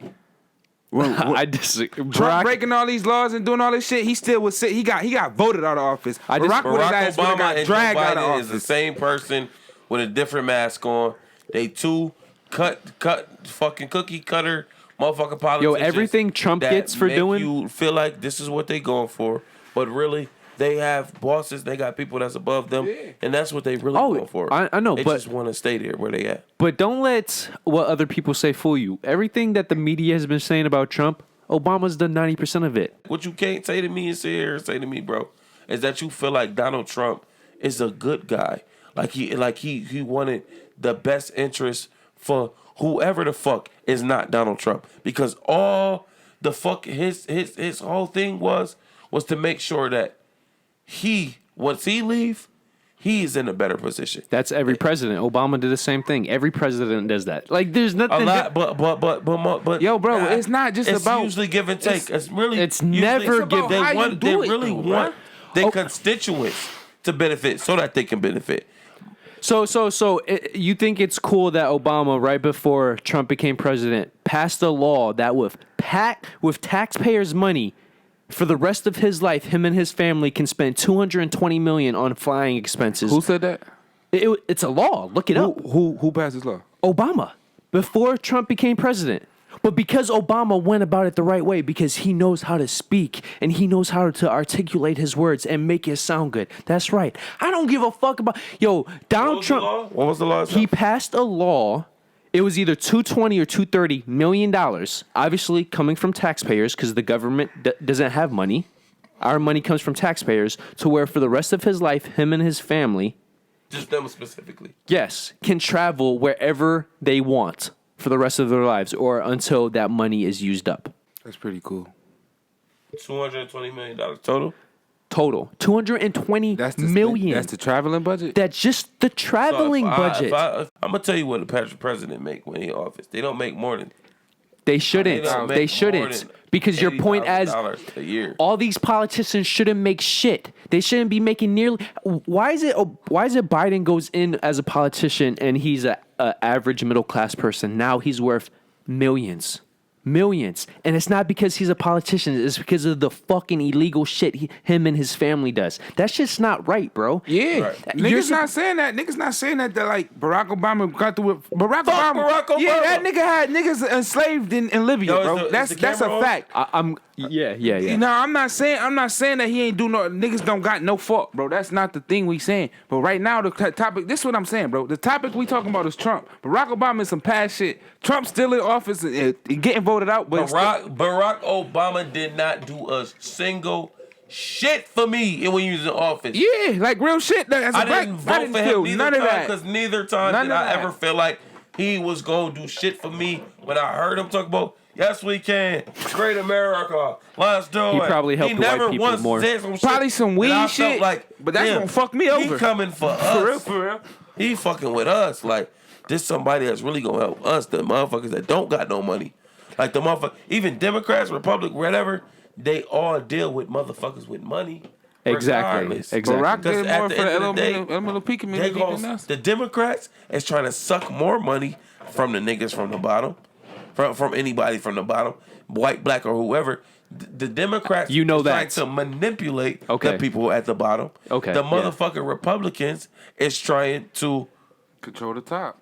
Use the bottom to become more, like, to use the poor, or I don't know, manipulate the poor into a way that benefits the rich. Benefits the rich. Keep the poor down and up. That's but I feel like the Republicans they want the poor to become middle class. And they want the middle class to become the higher class. Because they want to become the higher class. So they more of them on a pyramid. Yeah, when all boats... like, you know what I mean? What I'm saying? Yeah. Like, they want you... The more you rise, the more I rise. Yeah. The more money you get, I want to make more money for you. A flood helps all boats rise. Right. And that's a good quote. And that's what I feel like that's the overall... That's the aim of Republicans. That's why I will just craftier with they shit though. Like That's why I will always say, on a principle perspective, I will always be Republican over Democrats because going back, the Republicans I don't will. fuck with neither one. I was about to say I'm not with none of that shit. With either one. I'm not ahead. either, but I'm saying if I did, I go with Republicans because at least I know how I'm going to get murdered. The Democrats are going to smile in your face, act like they're helping you when it's all. I'm gonna take my original stance of we need to let them have their shit and cut us out a piece, and we just run our shit how we want to run it. Well, if that's the case, I think if black people had their own space, life wouldn't even be this complicated. yeah, you do. Go back to Africa. No. That's What? I can't. Where am I gonna go back? Where am I gonna go to? Akon got his own little thing going on. Africa don't even fuck with us. Where am I going when I'm an American Y'all know the African, truth. y'all? I'm gonna get there. Them niggas gonna be like, get your. I know think- mad Africans, they all say the same shit. Y'all not real Africans. You are not real from the motherland. You don't fuck with us. We don't fuck with you, nigga. I don't think the answer is separation though. But Why not? Because that's segregation. What- That defeats the whole purpose. Do you know Martin Luther King said before he died, he wrote an article that said he felt like he led his people into a burning house trying to get us separated but equal. I mean, to abolish segregation. He felt like that was leading his people into a burning house. And that was like now see, now I never actually read that. I never but I read heard that before. but I'm And going to have look, to. and I agree with that, bro. In a way, in the sense that look, I don't think that we as people should be separated, but I think that when we talk about what's so reality, you believe in all black dorms then, for example, and only all white dorms at. I believe that every infrastructure should be responsible for itself. I don't believe that white people should be responsible for black people's success or failure. But I feel like the system now makes white people responsible for that because of what they've done and in the past. And I feel like if we could remain segregated and we could establish our own pharmacies, our own industries, our own businesses, then we wouldn't have nobody else to blame but ourselves for success or failure. I believe that segregation was it just needed to evolve. I don't believe that it needed to be extinguished. I feel like that shit needed to evolve. I see what you're saying. Yeah, You like, understand what bro, I'm saying? you gotta feel I me. feel like white people should not have. I don't feel like it should be okay. You white, so you can't go over here with them black people, or you black, you can't go over there with them white people. But I feel like infrastructure wise, as far as As an example, the East Side is mostly black, so most of the businesses on the East Side should be black owned. Yes. That's what you're saying Yeah, in terms yeah, of segregation. yes. Segregation, yeah. Yes. Our And- money's just and- there. Yes. Okay, so now since you the East Side and y'all are black, what's your excuse for y'all not prospering? You can't say They can't government blame is the trying white to- people anymore. You can't say white people is The fucking problem, y'all shit yeah. up because y'all been given the keys to the car. Now, bitch, you better learn how to drive, or you better stay the fuck off the road. Yeah. Like it's just one or the other. That's a valid point. That if we got more specific, it's like I could get behind I that. can never get specific enough because there's too many facts that I don't know. It's like- and it's too much. No, but I'm saying like if you But I were a do- but I do- politician, yeah. you could like. You would obviously never use segregation because that's a negative connotation. Yeah. When But you look at it, yes, words but wise, magic words again. yes, but the concept, the idea. Now I agree with what you were Yeah, saying. it's like- it's just it's when like- you were saying segregation is This is the power of words. Yeah. When you say segregation, you automatically think whites only, blacks only. You know what I mean? You always think, of course, that's a bad thing. But technically, that's what. But look, that's what segregation is. you gotta yeah. understand. Because it's words, and Yeah. words are that's the power that words have. But when we talk about the conceptual idea of what we're actually saying, it's all about accountability, dog. It's all about, okay, give us this, let us have our area. This is where we all gonna be at. This is the area where we don't have to worry about if we look at somebody the wrong way. We have to hang from a fucking tree and our babies will die and whatever the fuck else y'all got planned for us. We aren't responsible for our own world. You know what I mean? So let's cut out the violence. Let's cut out the negative ideas of one another. How about just something as simple as making sure your neighborhood is clean? Because it might not seem like it, but that creates positivity. Yo, Right, you right. went to a public school, right? Yeah. All right, now when I went to school here, right, one of the winners, they canceled school, but I looked outside. It was no snow on the ground, bro. Nah, I don't know what you're thinking. That's Buffalo. That's crazy as hell. Because of the temperature? It'd be cold as hell. Yeah. Or it might have been like it might have been like flurrying, but it ain't really too bad. Next day I get to school, I asked my teacher, I said, yo, why they cancel school yesterday? Wasn't shit wrong outside. She said, because y'all was good. We live in Orchard Park. We live in West Seneca. It was 10 feet of snow in here last night. Now that right there, when she told that shit to me, it made me understand why me and my teachers used to argue so much. We come from two different places. And that's just my teachers. My police, same thing. They don't live around here, but they got to protect this area. And what do y'all know about this area? This is a violent area. So when he come up on me, Big G with the hoodie on and all black, he automatically touching his weapon. Yeah, I'm a threat because he don't know. Okay. This is why segregation is important, bro. I agree with that, and that is a valid point. But your concept only works. Yes, the opportunities have to be available. So I know that. Yeah. But it only works if people are willing to apply for those jobs. Yes, the jobs need to be available, but going back to the two-way street, the jobs need to be available, but if people aren't signing up, then that's why they get outsourced. It's the system we looking at. I ain't even raising my son to talk to no police officers. But that's the problem. He can't even wear Mickey Mouse. But that's the problem. Real shit, and that don't got nothing to do with that don't have nothing to do with me. Like, I don't think being a police officer would be a great job. Of course, it comes with great benefits and shit like that, and he might be set financially for life. But I'm raising a man that's gonna stand on principle. And how do we know who applying for what jobs? To be fair, depending on the company you're applying for, you might want to put you're Hispanic or African, right? Because for affirmative action, but that's cool. And you know what I mean, it's a vast majority of black people that don't want to be hired because they're black and they want because you know what? But that goes back to the copy. Performance based. When it comes down to that, I'm the first one to go because I was hired just to fill a number and say I got this amount of black people. Okay, but your performance wasn't good enough for me, which you knew off the rip that it wasn't gonna be good enough. Yeah, because man. you never hired me for my qualifications. But you said no excuses, right? You said no excuses. So if every black family is raising their kids to, for whatever reason, don't fuck with the cops, why would any kid want to be a cop in their neighborhood? Like I know it's the system, but it also starts with the people themselves. They have to want. Look! I'm about to tell you this. To be in that position, it's not. When it get down to the black and white, when we get back to the segregation in my head, the police ain't the police no more. The police ain't the police no more.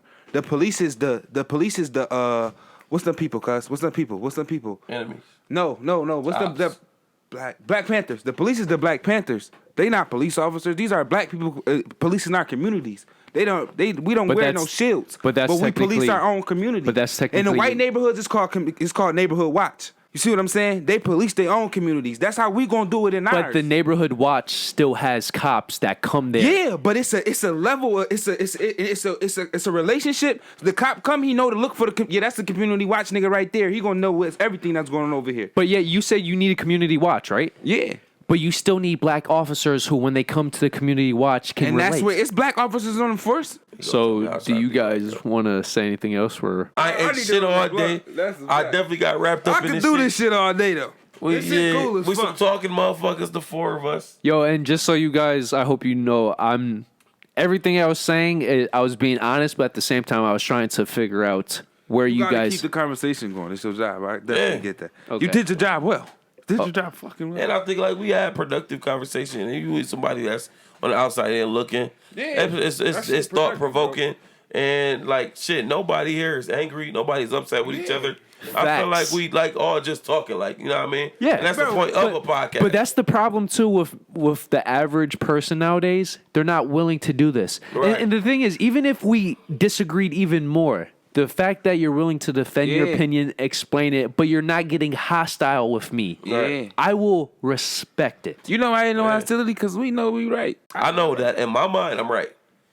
So why would I be mad? Yeah, that's what I'm saying. I know. In his mind, he right. He know he right. I ain't you know coming from no weird place. In your mind, you know that you right. I don't want. Why would I get mad? I know that I'm correct because this is the facts and the evidence behind what I'm saying. To be fair, I try to be as unbiased. So it's even. And then I be trying to. I mean, if you want to call it biased or unbiased, I mean. That's what you. No, well, all perspective is just I be feeling like that shit necessary. Like religious leaders. I feel like a Christian, a Jewish, a Muslim, and something else should all be sent. They should be friends. They all lead masses of people. They got similar problems, similar stories. Same thing. You white, I'm black.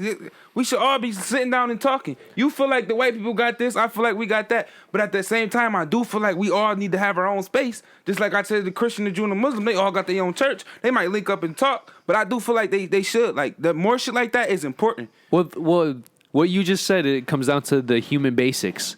Every human needs their own space, but at the same time, they need to be around people. Yeah. You can't have just one or the other, because that's when depression, that's when hostility breaks down. Fuck is Album coming soon. Just Talking is out strictly on SoundCloud. Get in tune with my niggas, man. AMG is Ace, Mello, and G. Shout out Rhinos and Aliens. Yo, Nature Boy and Conscious. Next time we have to do the questions because we didn't even get to them. We have this 5-finger rhino thrust now. So it's where... What the fuck Five. is that? Rhino thrust. What the fuck are you talking about, bro? Yeah, 5-finger rhino and I don't want no fingers or no I don't want to be thrusted at all, y'all boys. If you get some bitches in here, we gonna thrust them I with our still don't want to be fingers. thrusted with no Because fingers. we are team players and we is down with the What's the 5-finger thrust about? Okay, so the first finger, Oh, we want you to like the video or dislike it. Okay. for sure. The second finger is to subscribe. Of course. The third finger is to hit the bell. What's the bell? Notifications. Notifications. Okay. The fourth finger is to share. Share to anybody that you feel would fuck with this video. And the fifth is to comment on anything we talked. And once you hit that fifth, that's when you get that fist. And you could just do that fucking uppercut. Yeah, boys. Yo, y'all niggas, man. That nigga got some shit. Yeah, that was okay. I'm a 5-finger thrusted. Fuck it. I'm a 5-finger thrusted. You got me, Bucko. Yo, you got this man ready to 5-finger thrust him. I'm trying to 5-finger thrust. I'm about to inbox somebody that. You got him excited for the fight. You got him excited for the fight. Bitch gonna be like, what? Dude, the 5 fingers, bitch. He go home to his lady tonight. bitch. He got a 5-finger thrust in I'm about to text her that right she now. can thank y'all. I'm trying to 5-finger thrust you, baby. She like, gee, Hey, yo, I'm not trying man. to get pregnant. Whatever y'all need from us, y'all know what it is, man. Everything is official. Y'all It's said all y'all need a love. Rhino and Aliens intro song? Yo, I just want to appreciate you guys for We coming. already Thank talked to you. Ace about Know that for sure, bro. Don't talk to Ace. We do this every weekend if you want, nigga. So, LL, PH, and Cadoodle. MELODATRU. dog. Yeah. be fair, I don't know how much. Right, bro. That's what I'm mad about too. But it didn't. I'm telling you, I didn't even touch the fucking. What's the name? said you wanna get 5-finger thrusted, buddy? That's what I was thinking. I plugged Thrust this bottle up your ass. What are y'all talking about? Y'all need to put that on the wall so when y'all say it, motherfuckers can look around and get a good idea. If we have. Just a friendly reminder, guys. Hit the subscribe button in this corner. And then for the newest video. Then for the most recommended. And then for our famous dick pic.